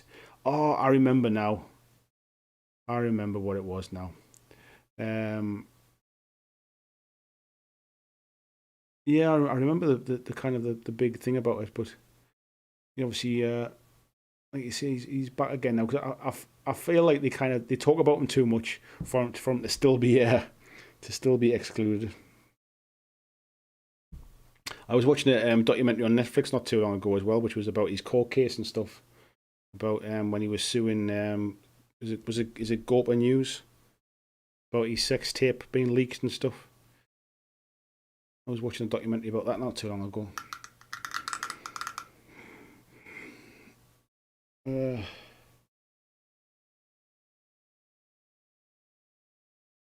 just tie that touch. Andrew Fairbanks has been watching the Monday Night War series on Wrestling Bios. Hulk was getting booed so much he had to go by bad guy. So that's what it was. I wonder why he was getting booed then. Peter says, does it matter what colour Raid disintegrates you?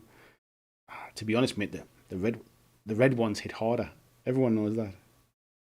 VG saying, folks might not see me around as much for a few weeks. I'm taking a hobby break. I've got pretty intense hobby burnout and want to spend more time with the family. Completely understandable, mate. We all need a little bit of a break now and again. Take care of yourself, mate. Hopefully we'll still see you kind of in and around the Patreon group. Even if you just want to have a bit of a natter, a bit of a catch up. We don't always talk hobby, mate, as tonight's live stream has proven. But yeah, take care of yourself, mate. Look after yourself, and we'll see you back soon when you're in and around. But yeah, everybody needs to take a break now and again. It's like anything. If you, especially with lockdown and stuff, and I think a lot of people are almost burning out a little bit. It was one of the things that prompted the video that I did last week, which was the sort of 10 tips to get out of a kind of a hobby slump.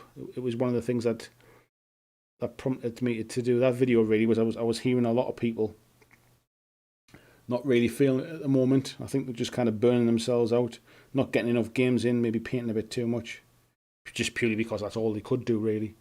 So yeah, it's completely understandable. Right, just sorry when I go quiet, folks, when I'm painting these bits. It takes all my concentration. Facing trying to find some more balance. Must be the Miyagi-Do karate. That's what it is, mate.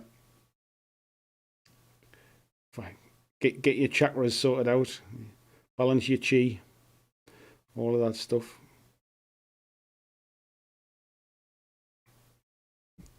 Where are we up to? Peter saying there was an article about realism in Wargaming magazine. It's similar, I think. Realism in Wargaming. I must have missed that, mate. What was that about then? Was it about like sort of about war. They're just like about reenacting war type thing. Is that what it was? Right, that's another one done.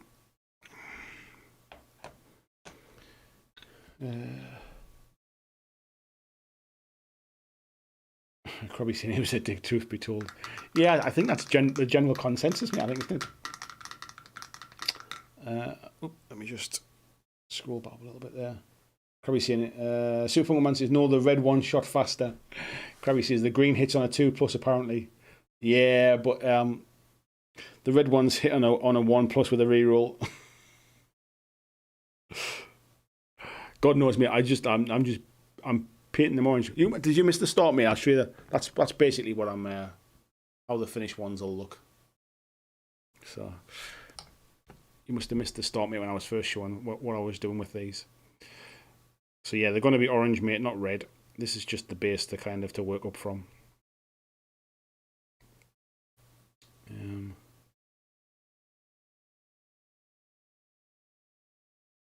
Tony saying, yeah, second mini finish for the mini swap. I tell you what, well, I've seen what you're doing, mate, because you very kindly showed me a picture of it the other night. It looks awesome, mate. I think you said it was for Richard, didn't you? He'll be rightly proud of that, mate. You're kind of inspiring me to want to try and do a bit of a diorama, mate, just as a bit of a change of pace. I've never done a diorama before. I'm considering doing one just for the pure fun of it. There's a bit of a change of pace for myself.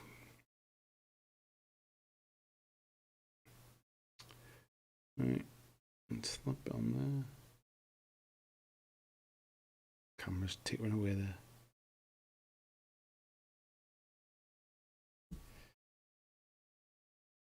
Right, that's it. So, folks, how are we doing for time? 10 o'clock. I'll tell you what, tonight is flying over. This is what happens when I actually do some painting. I'm actually getting through some stuff tonight.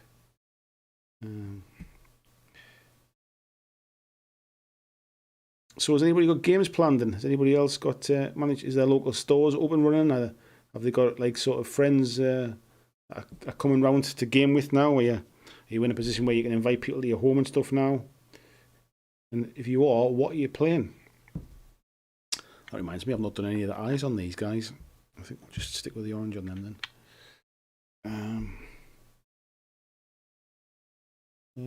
Where was this one? JVC Paint says, I made it to a live one. Nice to see you, mate. How you doing? Dirk says, so Necrons basically are the Care Bears of 40k. VG says, did the whole AK thing get discussed yet? No, mate, it didn't. I've not spoken about it. To be honest, I don't really want to bring any attention to it, if I'm honest. It's I think it's just a very poorly misjudged and completely unnecessary marketing campaign from a company that should know better, basically. But hell, they've gone and done it anyway.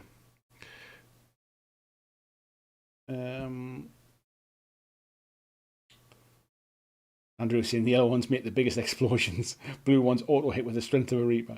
Peter says the realism article discussed how some purists get huffy about tiny details in army lists and figures, which is rather pedantic for a board game. It's particularly quite common, Peter, within historical gaming. People saying you've painted those the wrong colour green or the wrong shade of grey, or in that era that you've painted them, they wouldn't have had those colour boots or all this kind of stuff. And I think for some people it's quite a big, they take it quite seriously. What I find is that it's if that's what you're into, great. Like I'm never telling anybody that they're hobbying wrong kind of thing. If people are really into that mega realism and stuff and really researching the era and what kind of boots they had and what colour they were and all that kind of stuff, all power to them. But when it starts like kind of putting people off because it's so much prevalent in a particular genre, like I don't think you get it so much in 40k. You will get some people who are like oh, you can't paint your Marines that colour or something, or those weapons are the wrong colour or whatever. but you don't tend to get it so much in like 40k, but it's definitely prevalent in historical gaming. And the problem is, what always comes back when you start talking about them kind of things is what people say as well. During the war, they looted bodies and stuff like that. Anyway, they traded stuff. They got what they could. Like, uniforms were made in like factories with whatever material they had available. So there's all sorts of different colours and shades. So there's always a kind of like you're being a little bit pedantic about that kind of thing.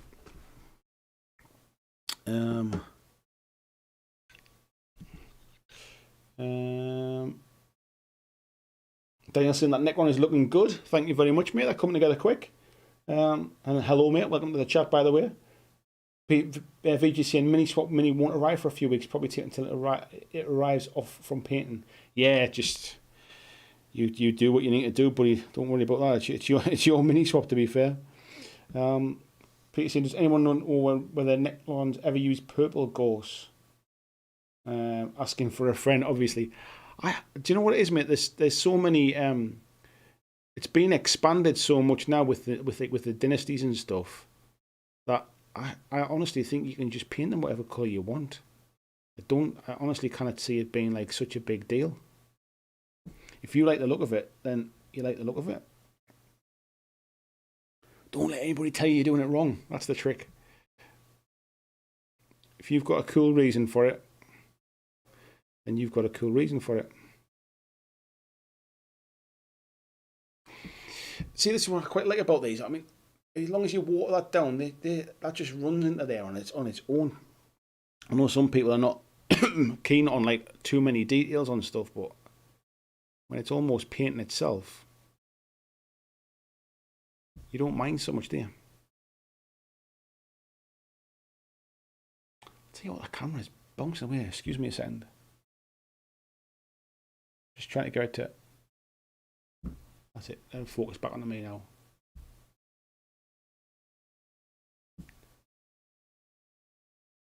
Weird bloody camera. It's like chattering away. Like it's trying to focus. Where are we up to? I kind of forgot I was with you lot there. James is saying playing more Cry tomorrow night. Nice one. Are you going to get them ones finished, mate? Those Necrons. Lord Maiden saying I was supposed to play War Machine tonight, but reality and the current situation kicked in. Do you know what?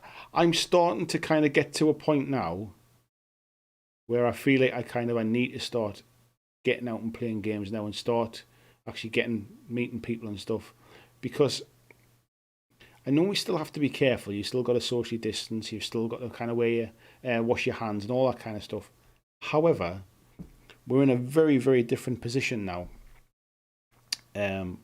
with coronavirus. That like the death rate has plummeted now. Like when it is. I don't want to say it's not as deadly as it was, because obviously it is still a deadly virus, but there's a lot of things in place now that stop it being as deadly. Like there was an expert on TV the other day who was talking about how it is now less deadly than flu. There are more people dying now from flu now at this point in time in the UK than are dying from coronavirus, and that's purely down to the fact that we're social distancing, we're washing our hands, the hospitals have a better handle on it.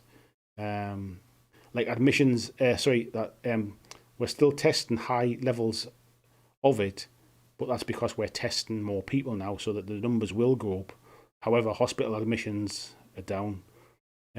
So what's happening is people are getting a weaker dose of it because they're kind of like looking after themselves in terms of washing their hands and socially distancing and all that kind of stuff. That you actually get a weaker. It's not a weaker dose of it, but you don't. When you do get it, you're not getting it with such a strength, basically, from what they were saying. And I think really we are kind of at a point now where we do need to start getting back to some kind of a new normal now. A new normal is still socially distancing and hand washing and all that kind of stuff, but we do need to start kind of going back out into society again, really. So yeah, I feel like I'm at a point where I do need to start getting out and meeting people and playing games and stuff now again for my own sanity. And I didn't feel like that before. JVC's doing good, enjoying the stream. Thank you very much, mate. Super Pokemon says my group is still playing RPGs together on Discord. I instead have been able to keep. Where was that one?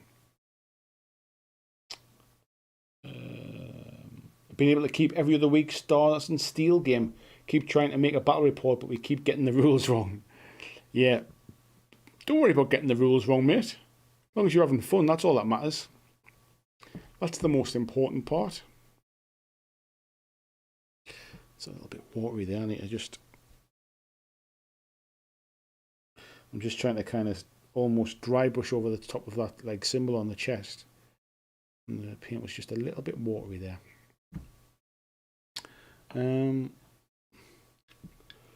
Jeff saying been painting some Nurgle minis for Warcry. Nice one, fella. Nice to see Warcry getting a bit of love at the minute. I'm looking forward to the new bit that's coming out. Looking forward to seeing that on the table again. To be honest, Warcry is the only game that I've played since lockdown started. Actually, I tell a lie there. I played some, like, it's the only game I've played with somebody that doesn't live inside my house, basically. I've played it with my brother-in-law.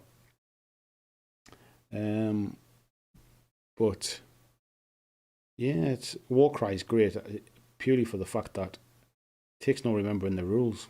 It's a pretty straightforward rule set, and it's easy to remember. It's dead quick to get to the table as well and get it set up. So yeah, it's a big favourite of mine, and will continue to be. Dirk says at this month game meeting we agreed on Frostgrave second and Freebooter's Fate. How long? So when you get together, mate, how long do you play for? Because I can't imagine like learning a new game or whatever, and even playing 2 games sometimes is quite time consuming. Do you find you've got time to kind of play a couple of games? Is it like an all day thing or something, or do you just meet for a couple of hours? Do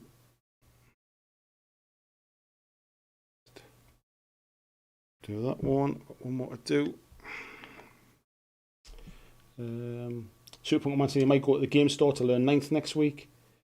JVC saying Freeboot is Fate are some awesome minis.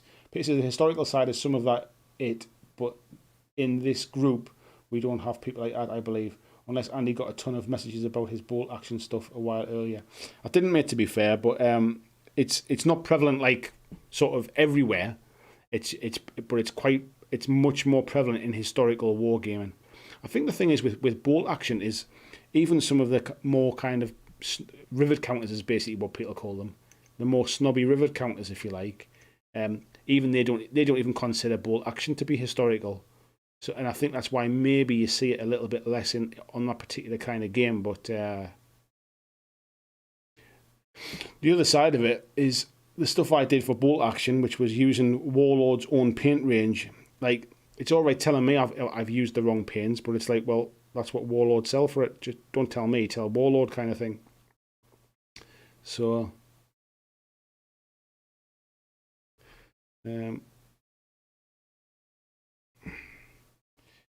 yeah. So, let's get these last few bits done on these. I'll tell you what, you can definitely tell when I start concentrating when there's that pause, that silence. I need like a music track in the background.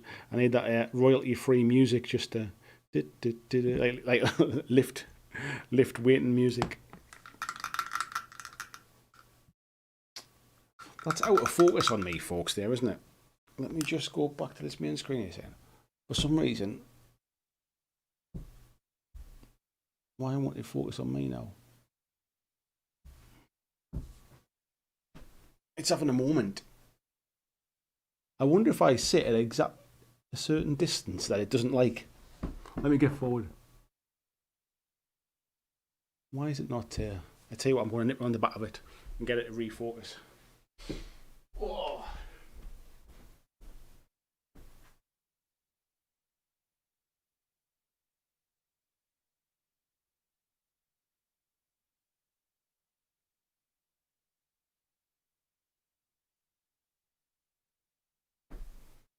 That should do it. It was chattering away, getting right on my nerves. There we go. Right, on to the next bit.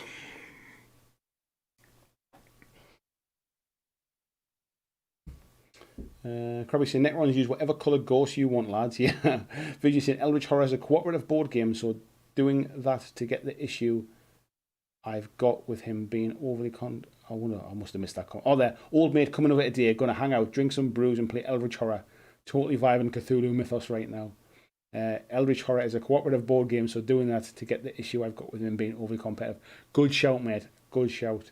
GVC saying the historical genre, the guys who complain about accurate paint jobs are usually the worst painters. A bit of a chat. Superman said, I've been wanting to try a game of Eldritch Horror since I saw it at the store. I've got Arkham Horror, but still never managed to play it yet. VJ saying, yeah, the joys of autofocus. Do you know what it is, mate? My old camera never used to do that because it didn't have a clean HDMI out. So I used to put it on a fixed focus, where the new one has a clean HDMI out, so it should autofocus. But then it just, every now and again, once in a blue moon, it seems to get stuck where it can't decide where it wants to be. So all I kind of do is stick it into manual focus, move the ring, and then stick it back to autofocus again, and it seems to sort itself out. But yeah, technology, mate. Who would have it? You wouldn't think it would kind of like need to refocus quite so much. It's not like I'm moving like massively backwards and forwards. But yeah, what can I say? Technology, mate. Technology. Andrew Fairbanks saying, oh, there it was gone.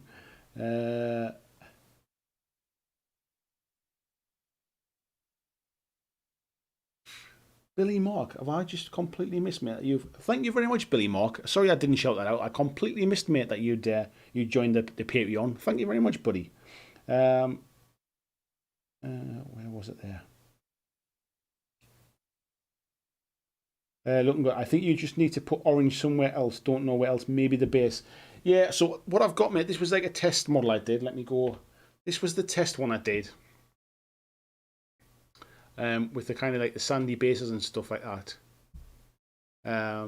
Which kind of matched the bases on my Ultramarines. But I think it might be a bit too much brown.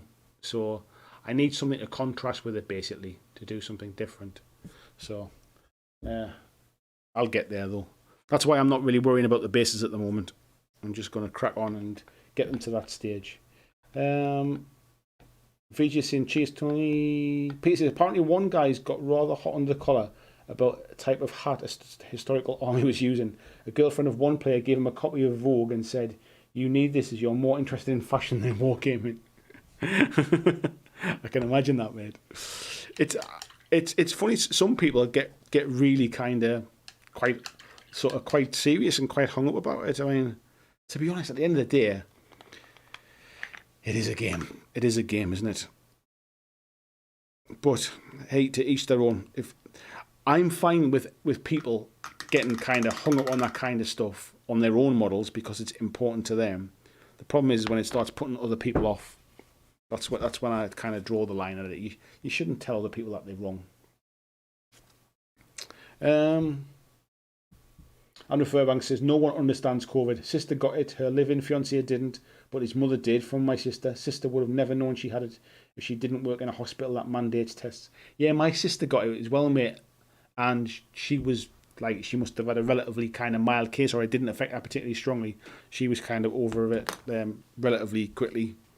But yeah, I think, don't get me wrong, it was horrendous. Like back in March and stuff, like the amount of people that were dying on a daily basis was awful.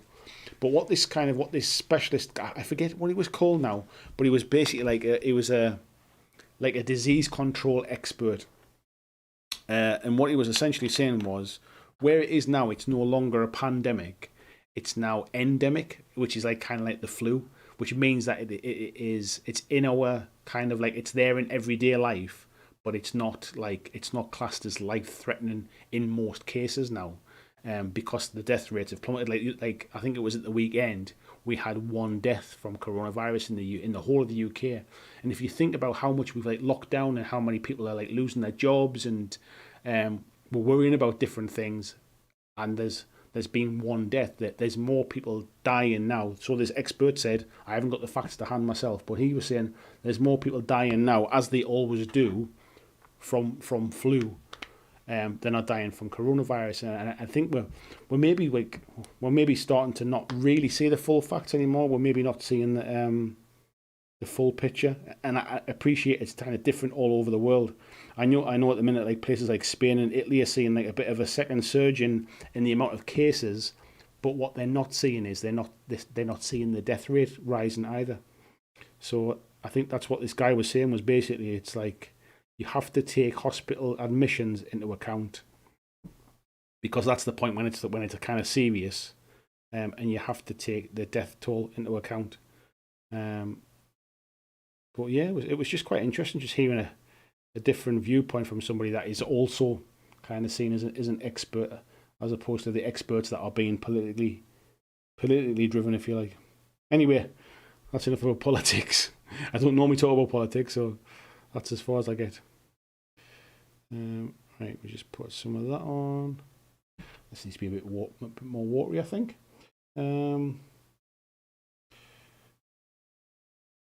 BJ having a bit of a giggle there. BCC, I agree, mate. We need to get back to normal. The virus is not going to go away. We just need to learn to live with it. Be as safe as you can. Yeah, I think it's. I mean, it's funny. This expert guy. I'm going to talk about it anyway now because it's kind of on my head. This expert guy was saying that basically, like, some of the good things that will come out of this is that people will be more careful now. Like, we will wash our hands more often. We will kind of keep a bit more of a social distance. And what he said was actually that's no different to any other kind of sort of virus, like a virus like the flu or like coronavirus. In that we see death rates from flu rise, like just at the beginning of the new year, if you like in the winter. And the reason he says that happens is because people are basically going to like see their family at Christmas, and they're going to see their grannies and stuff, and people are hugging and they're kind of exchanging gifts, and they're all kind of passing things around because we don't wash our hands often enough. We don't kind of keep a distance at that time of year. And he said that basically that like what might happen is that actually we see some reduction in death from from flu because of that as well. And it's really hard to talk about, really, because you don't want to make light of the situation. Like some people have lost their life. It's a really serious thing. But by the same stretch, at some point we do need to kind of start, like, people are losing their jobs, people are losing their livelihoods. Like, there are businesses going under daily because of like the situation we're in now. And if I take the UK, because it's where I live, if we're saying one person died from it, which is still one too many, don't get me wrong, but there are people dying from a lot of things that we don't even bat an eyelid about now at a higher rate. And I think it's almost a kind of that knock-on effect of we want people to worry about it, to make them take it serious, but now people can't stop worrying about it. And so now people won't go back out into kind of society. And like they were saying, town centres are basically collapsing now because people are not going to work in town centres. People won't shop in town centres. They're trying to avoid people. There's a lot of it, like sort of the knock-on effect now. So anyway, I don't know. I don't have the answers. All I'm trying to do is to try and be informed and to learn as much as I can, really, and make an informed decision. But problem is, it's not easy to get the facts. So, anyway, you didn't come here for coronavirus chat. I apologise, folks.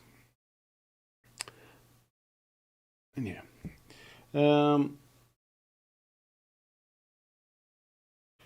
Peter saying keep distance and carry on gaming.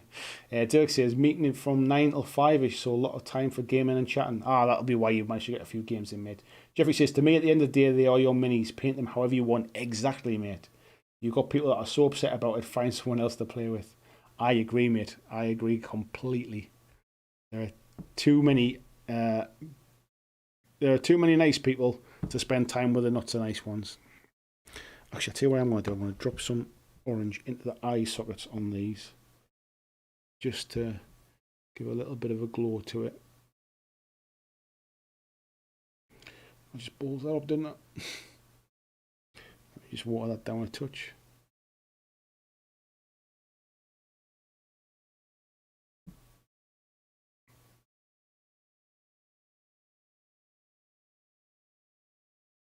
Right, we'll see how that dries. See how that dries. I want it to kind of glow, not to like look like blinded by the orange. That's the thing. Just water that one down a bit more as well.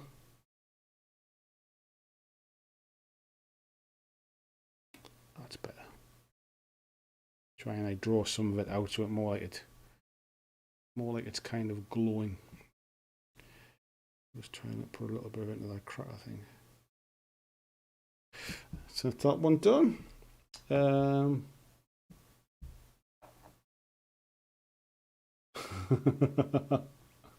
Peter says, when you go quiet and you focus, we should hear the track from Jaws. I wish that was a thing, mate. Peter said, anyone know if there's a mini game, any sort of game that mixes Cthulhu type monsters with Conflict 47 type weird world war? Have you seen Mythos by War Cradle Studios, mate? That might be up your street. It looks pretty interesting. I've not had a chance to see it firsthand yet, but I really like the look of it. The minis from War Cradle are fantastic. I'll be honest. Like from what I've seen online, they're up there with the quality of the Wild West Exodus stuff. But yeah, it looks quite interesting, mate. Might be the kind of thing that you're looking for.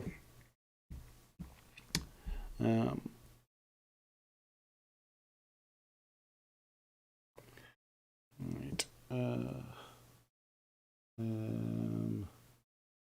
Where are we up to here?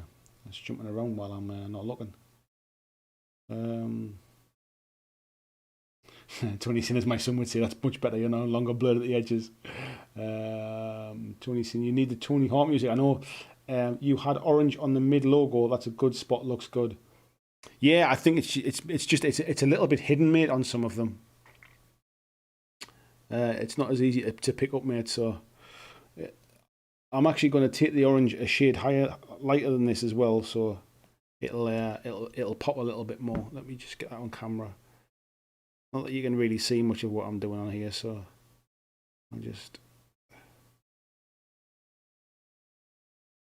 thinning that down and just running it into the recesses. The ghost weapon. A little bit more.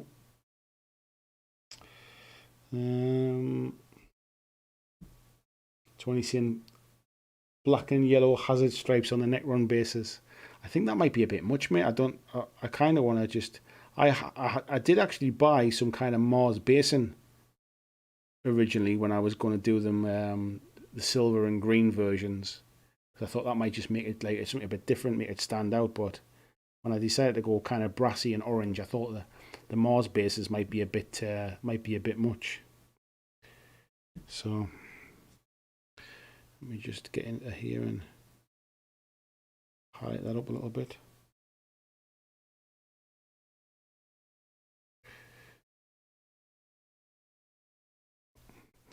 Peter saying, I think you should applaud someone when they worked hard for accuracy on their minis, but never attack someone that didn't.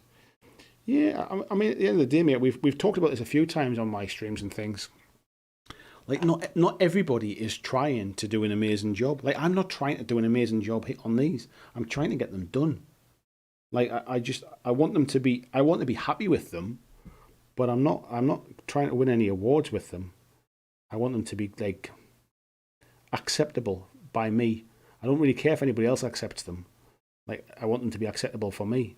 Like some people might say, "Oh, your painting's amazing," because it might be more than they can achieve because they're brand new and they've not really had much time. But I've been painting for a few years now. It's like I can paint better because I could take my time and highlight smoother and all that kind of stuff. But life's a bit too short, really. I'm not trying to win awards. I'm trying to play with them. And like I said before, especially if I'm putting things on camera, you can't even see it half the time. If I can spend a lot more time on it, but nobody will ever see it. So you learn, especially when time's money as well, as they say. Now this is my job. So you kind of just you cut some corners. You make it work. Right, a little bit watered down orange there, and just drop it into the eye sockets.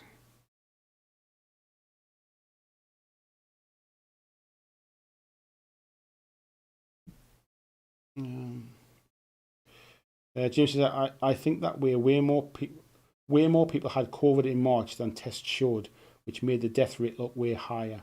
Yeah, I think. I mean, from what they're saying now is like, it looks like the cases is going up, but what this expert guy says is, of course, the cases are going up is because we're testing more rigorously now, and we've got better tests now, so we're catching it more. But it doesn't mean that there's more cases of it than there's ever been. If anything, there could be less cases than there's been. It's just that because we're testing more, we're finding more now. However, the fact that the death toll or the mortality rate is so low is more of an indicator about what it's actually doing now. So the problem is you don't know where to go for the right information. So all you do is you end up, everybody does it. They pick the experts that they that fit their narrative, basically, don't they? So if you're somebody that wants to get back to normal, you'll probably pick the experts that support that theory. And if you're somebody that thinks it's still really dangerous and you're really worried about it, you start looking for the experts that tell you it's too dangerous, stay at home, don't go to work, all that kind of stuff. So I think we're all kind of between a rock and a hard place, really, and we're all unfortunately waiting for governments around the world to make decisions for us, whether you agree with them or not.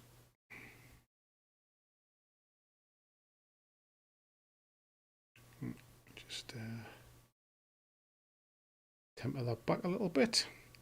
Right, I need to just dry my brush off. Try this more of a, like I say, you can try and get more of a dry brush and kind of drag it across the top of the symbol on the chest, just to try and pick out the higher bits. It's the best way to try and do it. It's not always the easiest. Is that the last one? No, that can't be the last one. Oh. No, I've got another four of those ones to do. I'm batch painting in a batch of 9, which is a lot for me. I tend not to batch paint in such big batches. Jeffrey says, wish we could say that in the US about COVID. It's still running wild here. Yeah, I mean, it is still quite high in the US, but in fairness, you're a big country. Do you know what I mean? And I think the other side of it is, from a US perspective, is from what we see on the news. That's all my opinion's based upon. Is that it essentially it kind of it ran wild without any real kind of strong response, I think, which is a response in itself, to be fair. But yeah, that's the impression we get from what we see on the news, how true that is. But yeah, it's, I mean, every country will go through it. You'll get to a point where it's actually like, where it is getting to a point where you need to start. And it's funny because when I was away on holiday last week, I felt really kind of quite tense about the first day of being like around people I didn't know in an area I wasn't comfortable with, if you like. However, you could sense people as the week went on. they become more blasé about it. You could see they relaxed, and they people maybe weren't wearing masks when they should have done, and people weren't distancing like they should have done. And I think that's the worry. I think that just you start to relax the longer you're in one place, if you like. And I think that's where the risk is. I think now people not really trying to kind of help the situation.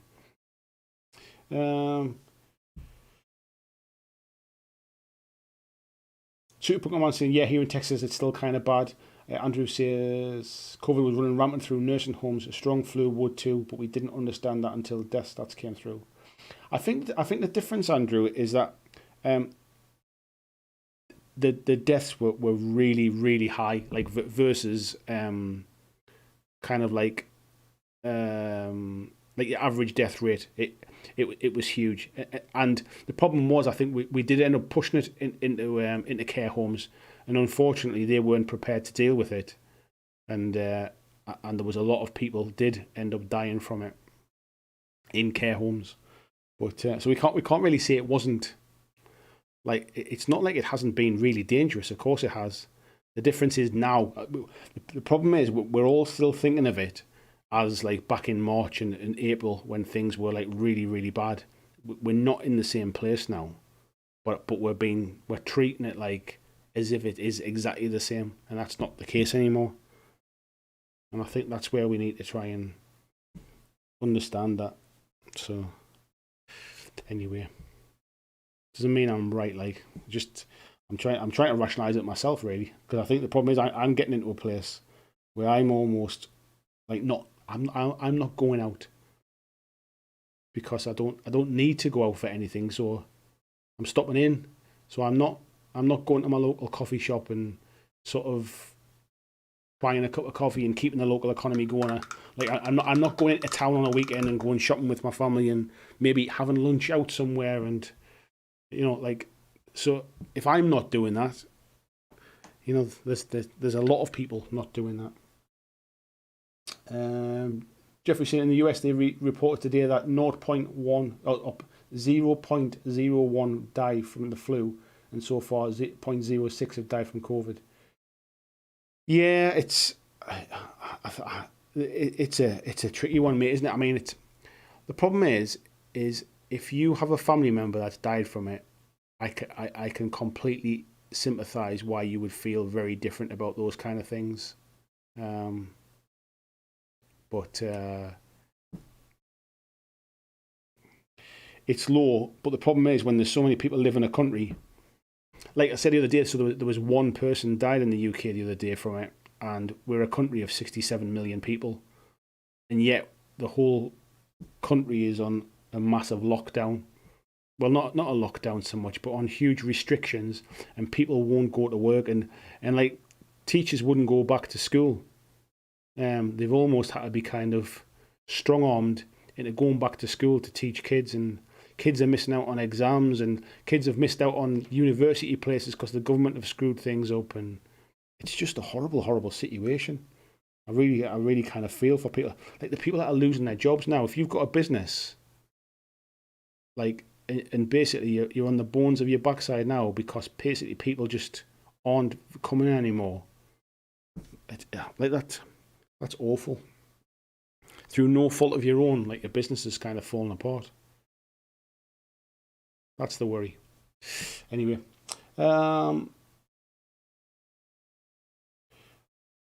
Andrew Fairbanks says, what horrible video.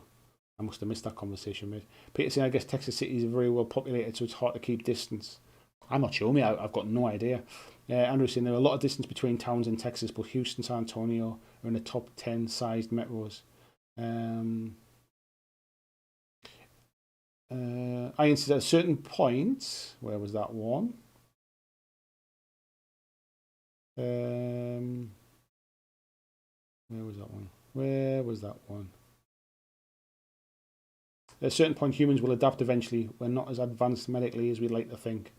I think it's weird. It's one of those things where we'll probably not eradicate it, but we'll, like, in the same way you wouldn't go swimming in a horrible scruffy pond because you'll probably catch something. We'll learn to adapt, really. Vijay, before I go, I totally agree on your take on the AK thing. Yeah, it was. I think it was really kind of badly thought out, mate. I kind of get what they were trying to do, but they did not execute it in any kind of like way that would encourage people to think that it was a good idea. El Paso has a population of 951,000. Peter says that's a lot of people who mostly have to keep working, so I feel for you guys. So many of the cities are crowded, but small towns have an easier time. Crabby says, do you varnish your models at all? Do you know what it is, mate? The only ones I've varnished has been, I've varnished my Kings of War ones, and that was because I was actually sealing down the snow that I'd put onto the bases. I clear coated them to keep the snow down, and I did with my Space Marines, but only because I'd airbrushed some base layers on, and I wanted to protect them in case I made any mistakes, and I could almost kind of clean it up, where I'd done some nice kind of gradients and stuff. But generally, mate, I tend not to. Maybe I'm not playing much. David saying he managed to finish a game of Weasel Hammer before I have to leave Peter Kill from school. Barry saying crazy last minute meeting, but I made it. What did I miss? I'm just painting, mate.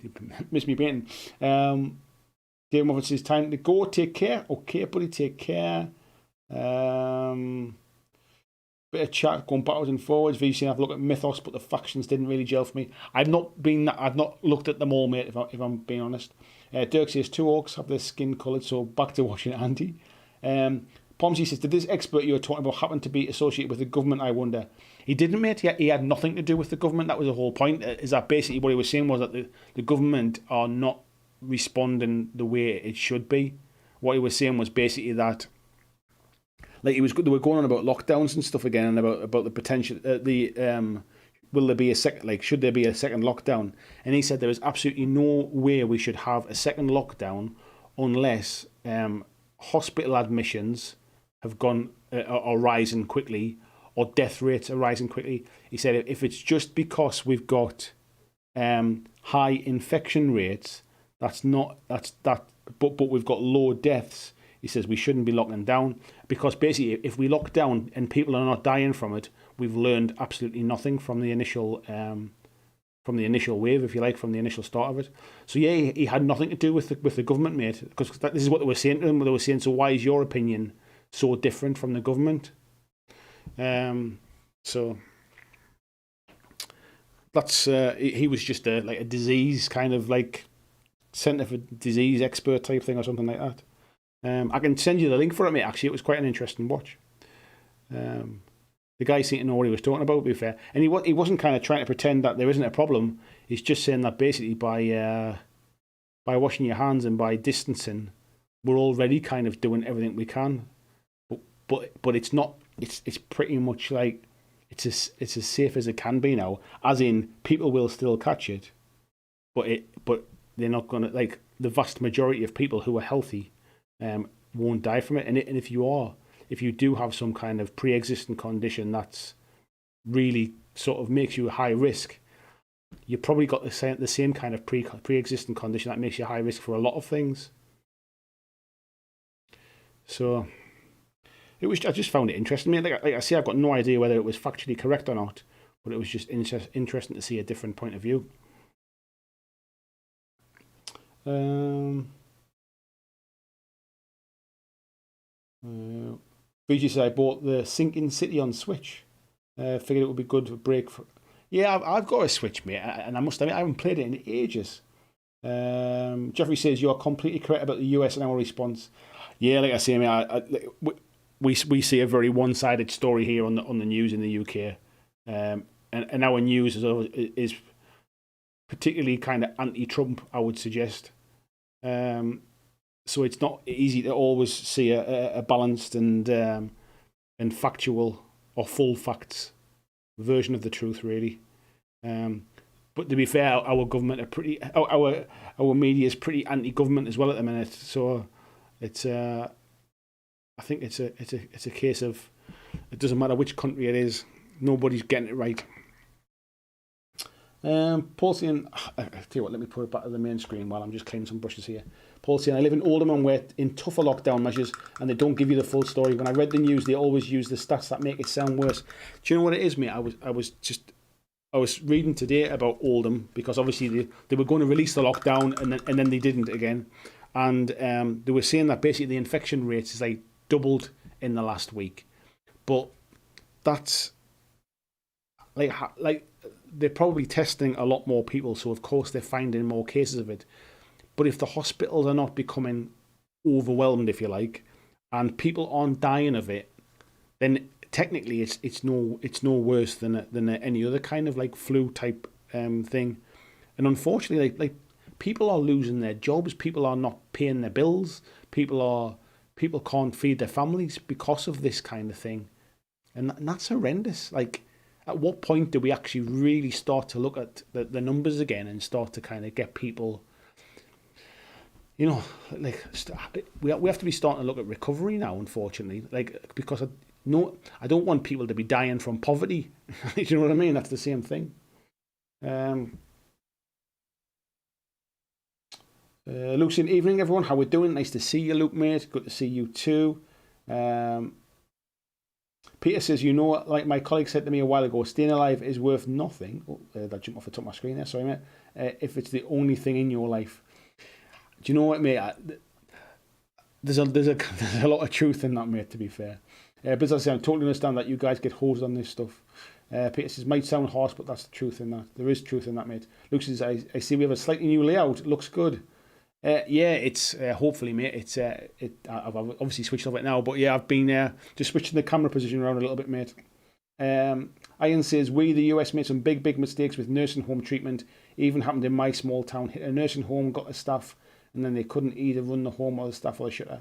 I think one of the issues in the UK, mate, was we started to move people around between nursing homes to kind of help out, which was the worst thing we should have done, I think. Vijay says, if you can even open, clubs aren't allowed to in Australia. Personally, I think as long as people are masked and there are no local outbreaks, we should be allowed to trade. Yeah, we're in that weird middle section now where we're coming out of the kind of the epicenter of it, if you like. We're not at a point where we've eradicated it. It's like I saw recently about in New Zealand, they had so many days, 100 days or whatever it was, without any cases, and then they got like 3 or 4 cases.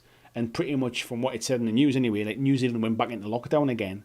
And it was like, and basically this guy on TV was saying it's horrendous. Like, it's such a knee-jerk reaction. It's a panic reaction. For all New Zealand have been praised for their response, it's such a knee-jerk reaction to basically lock down your country again when nobody's dying. You've got like six or 7 cases of it. It's hardly out of control kind of thing. So we're in this weird situation now where it's like, we want to get back to normal, but nobody really knows what to do anymore. It's a funny one. Paul says, there are 3 ways out of the crisis. We find a cure or a vaccine. The virus mutates to a form that isn't harmful to humans. Enough people get it that we're herd immunity, and you place your bets. Yeah, I think we're going to end up in the third one, mate, I think. Peter says, masks and no physical contact should be pretty much safe. I expect to be way forward. Yeah, I think, this expert guy that was on TV was saying that he thinks that we'll not even start to he went I wouldn't be booking any holidays until at least May next year.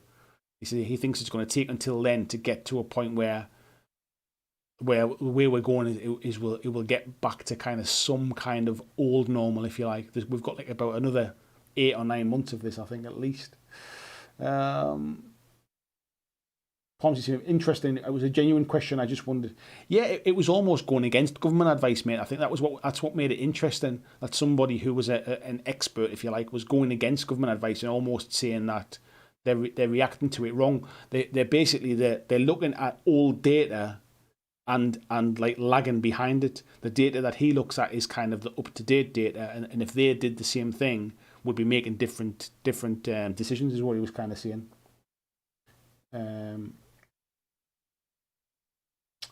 Jeff says, most countries are not getting COVID right. Your leader survived his bout with it.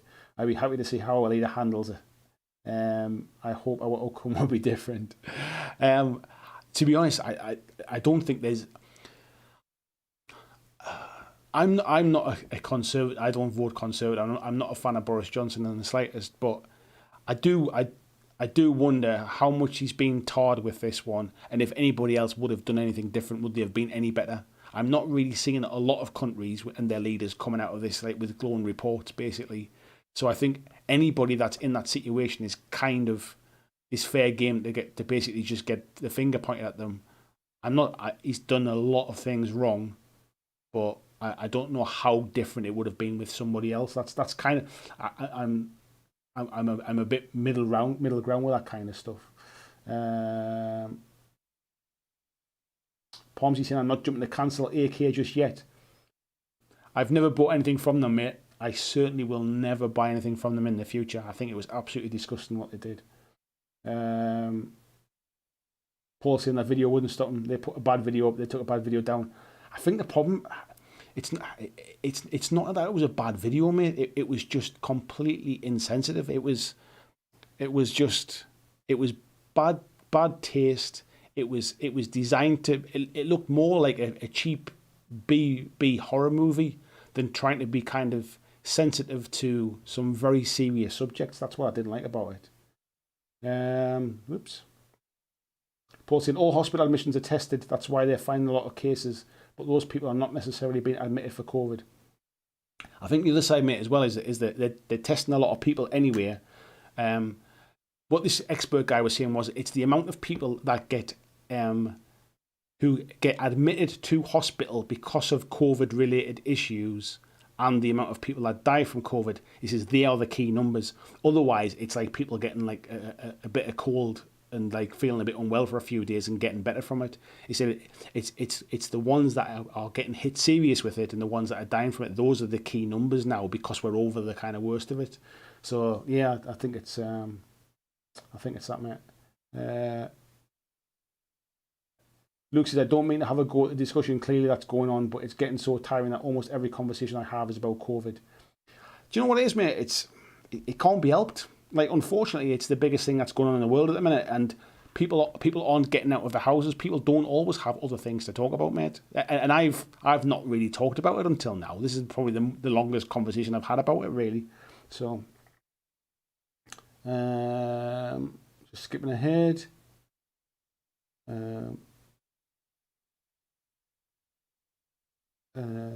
Just skipping over some of the stuff about that.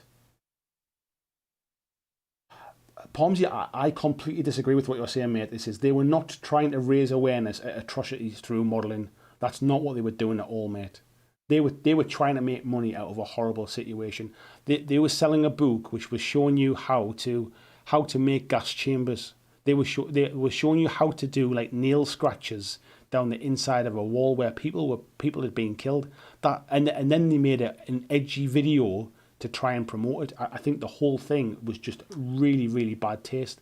There are far better ways to try and shine a light on bad things than what they did. Honestly, mate, I think that's horrendous what they did. This is. I mean, it's saying like I get what they were trying to do. I'm not even sure I get what they were trying to do, mate. Why would anybody want to buy a book about how to model like the Holocaust? Why would anybody want to do that? And if you did, I'm sure you could kind of like you'd find other sort of methods to make it if it was for some kind of like museum display or some kind of memorial or something like that. I just think it was really, really bad taste. Luke says, have we mentioned Mantic Man of War yet?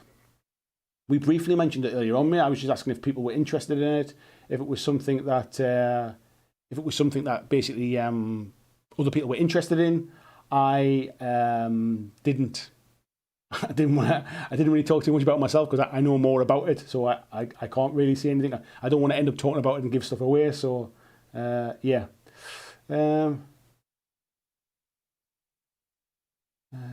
I can't even see where half of these. I must have skipped over a lot of these things here. Where was that one up to? So yeah, that was the crap with that one, Luke. VG saying night crabbers. Crabby must be off. See you later, buddy. Jeff saying about the hospital rates as well. GVC saying the video was down. Yeah, I think what the problem with the thing last night was they launched the video, which was really bad taste, and like some of the text in the video even saying some people will be upset by this, like I can't remember the exact wording of it now, but it was almost like as if to say like tough luck, like it wasn't worded very well, but it looked like an Eli Roth horror film. Like it wasn't done tastefully or like with any kind of sort of sympathy for the situation. And if you bought the book, there was a list of like models that you could get as well, and like one of them was like, I think I took a screenshot because I couldn't believe it was actually a thing. Let me find the picture, unless I've deleted them now. But it was like book in the different packs to save you money. You would get a figure which was called A New Dose. There was a book which said Vietnamese, a model which was called Vietnamese Child, and there was a model called The Miserable Gas.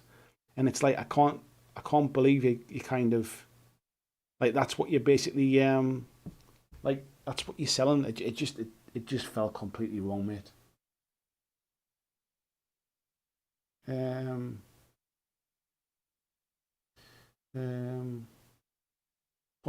Pomsy said, I thought that was what the video said, mate, with the captions in it. What the video said.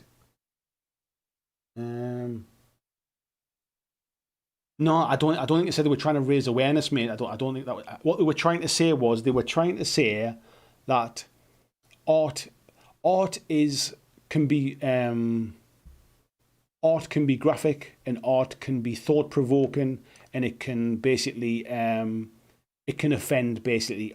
And they're saying that, and this is when modeling becomes art. So they were almost trying to hide behind the fact that this was done with an artistic slant, as opposed to the fact, like, let's be honest, they're a company that sells weathering powders.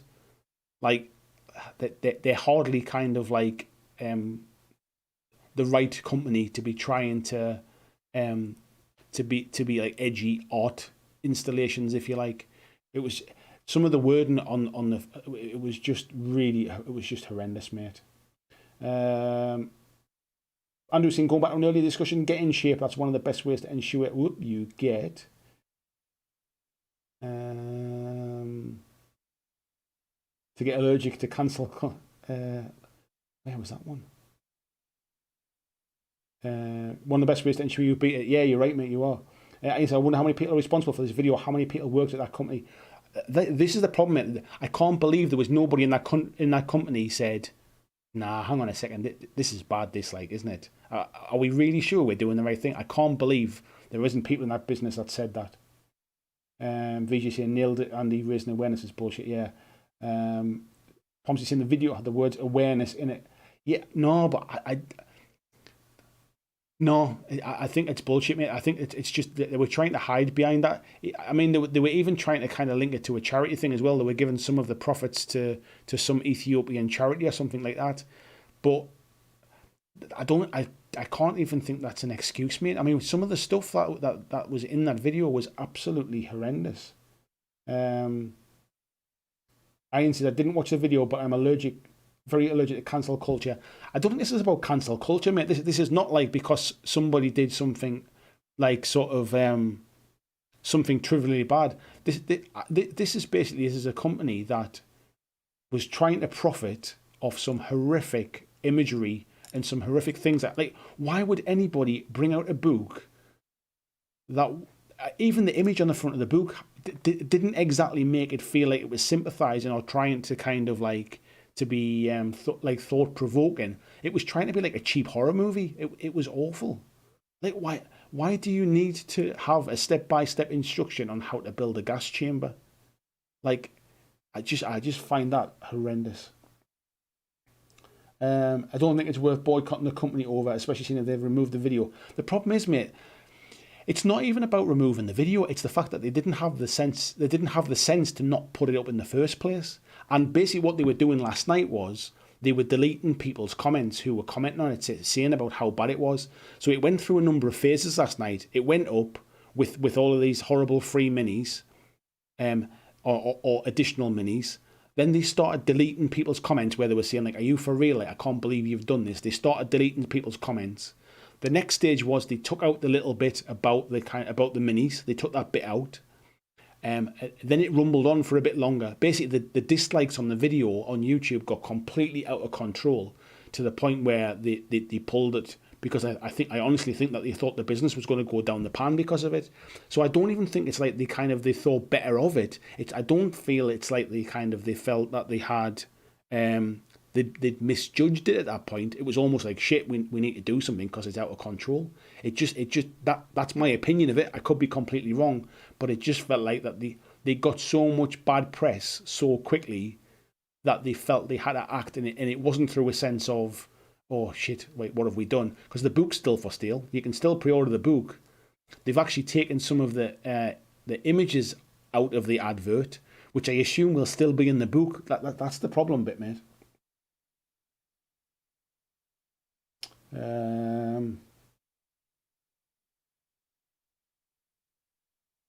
Yeah, I'm sorry to hear that news, Peter, about your grand, mate. That's sad, mate. Luke saying, bloody hell, I've not heard about this stuff. It sounds absolutely horrific. I have often said that people shouldn't censor history in modelling, but you absolutely don't need to do stuff like that. Yeah, it's not even like about trying to censor history or anything like that. It's just really ill-conceived. Like where is the market for a product like that? Like, who are you trying to appeal to? That's the bit I can't understand. James says, Andy, tear up your Mantic NDA on stream and talk about their ship game. I honestly can't, mate. I honestly can't. Blizzard says, I'm totally up for some Mantic or War or whatever it ends up being. I do know what it's called, but I can't tell you that either. And I also know when it's coming, and I can't tell you that either. Paul says, boycotting companies tends to hurt the people at the bottom of the organisation, people who weren't actually responsible. It doesn't hurt the people at the top so much. I don't disagree with that, mate, and I'm sure there are people who just work in a warehouse and stuff like that who have absolutely nothing in this. But I can't believe that there is a culture in a company that allows that to happen. Like, I can't believe for 1 second there is one person at the top of that company who said, I don't care what all of you have think of this, we're doing it anyway.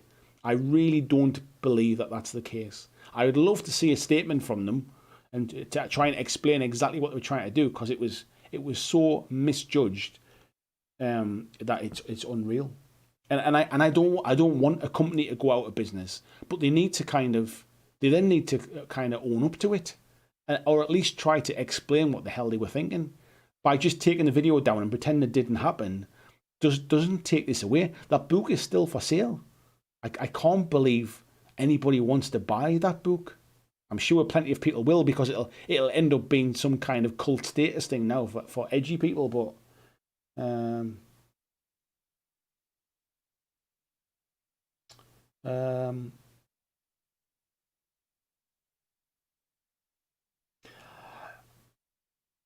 Pomsy saying, I'm not saying I like the idea, mate. I thought I could see what they were trying to do.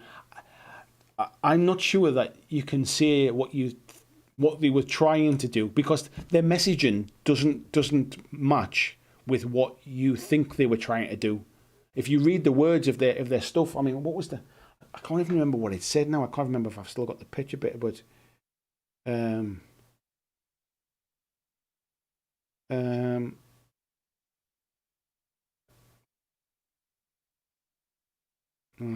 don't think I've got the image. I think I deleted some of the stuff last night because it was disgusting. But no, I just think it's been missed, mate.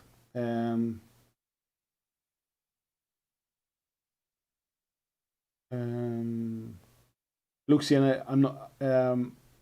I'm also against cancel culture, and then there's downright disgusting behaviour, and this sounds completely absolutely unnecessary and baffles me. Nobody in the company stopped it.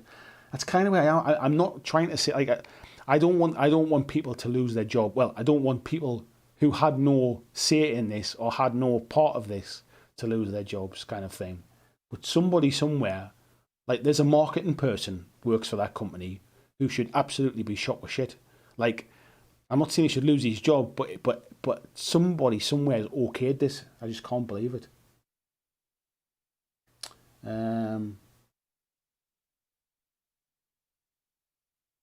I don't think this is. I can't really even think we can say that this is something to do with it lost in translation, mate. As well, the way it's written, it's not a lost in translation thing. I don't think, mate. I think what VG is saying about them being a Spanish company might have a different twist on it because of Spanish opinion versus maybe like a British or an American kind of opinion. But Super Pokemon says your picture got blurry again. It looks fine on my mate unless it went out and come back in again. Marco says, will the Mantic game feature on your channel? I'll probably do a video about it, mate. That just to kind of they've said they'll basically get me like a demo copy of it. So yeah, I'll probably do something, mate, just to kind of to show it off. But I can't really see any more than that, really.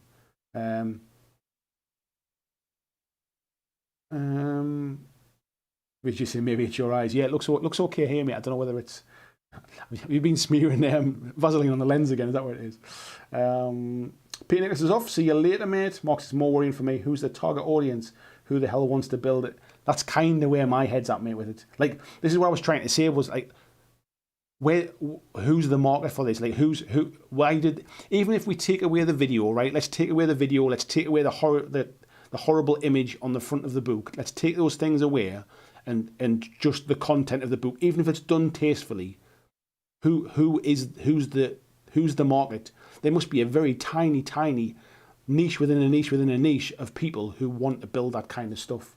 And if you do want to build that kind of stuff, you use techniques from other products. You don't need to sell a book telling you how to do it. If you know how to do a weathered wall with scratches on it, like from aliens trying to get out or something like that, I'm sure you can adapt those techniques to make it look human. You don't need a book to explain that kind of stuff to you if you're that way inclined.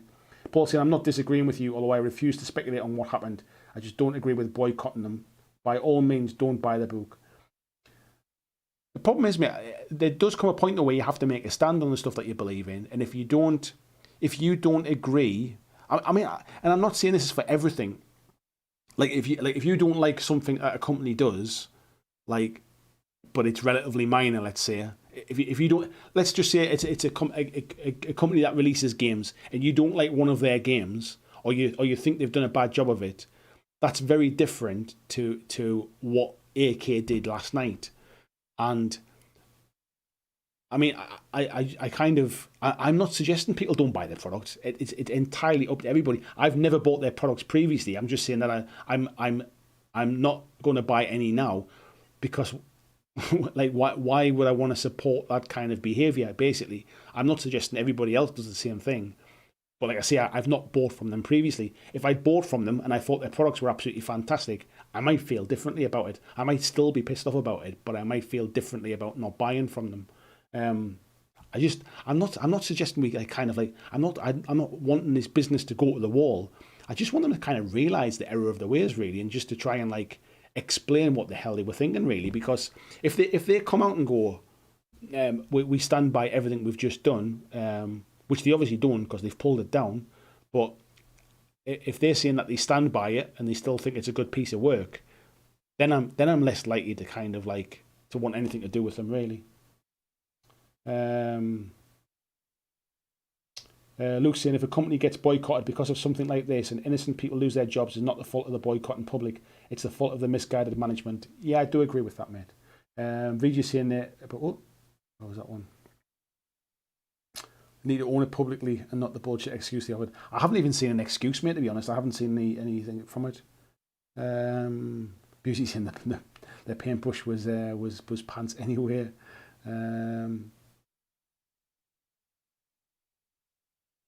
BG saying, a bit of chat there. Peter, haven't seen anything about the AK thing. He looks like I didn't miss anything.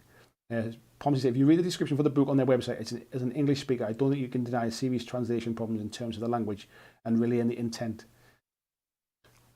No, do you know what it is, mate? The wording at the start of the video was just it was horrendous, mate. And that wasn't something that was lost in translation. The tone of the video, the way it was filmed, isn't lost in translation. I think it's easy to make an excuse for them, but I don't think that's it. Peter saying, by the way, something completely different. New Blitzkrieg Commander book is out by Pendragon, covering the Spanish Civil War. I've not something I've ever been involved in, mate. But I like the sound of that. Paul saying, but it's the optional effect. People are choosing to create the effect. It's not the inevitable. Jeffrey says it's about being culturally sensitive and aware. Hate takes many forms. That's what I'm kind of getting at, mate. Is that it's not lost in translation when it's insensitive. Like the visual images of the video were insensitive no matter what language you speak. That's not something that gets lost in translation, if you like.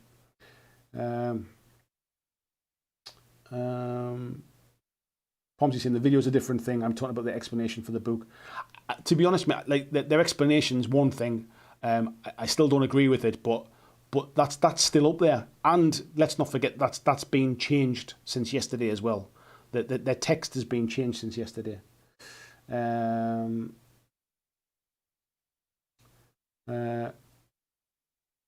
Ian says, it's nonsense, blah, blah. Right, shoot, I'm off to work. Pomsy saying, bye, mate. Yeah, I think we're going to wrap it up there, mate. It's kind of it's turned into a bit of a different conversation now.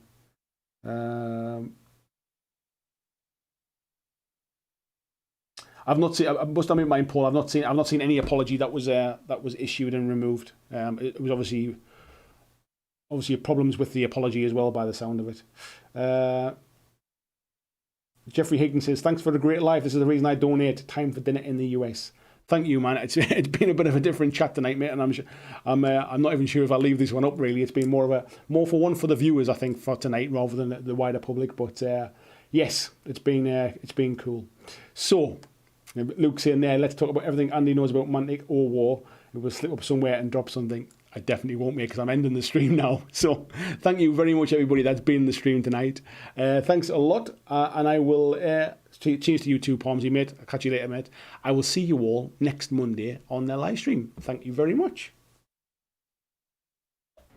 Thanks for watching my video. I hope that you really enjoyed it. And if you did, why not consider clicking on the suggested video below to see more of the work that I've done.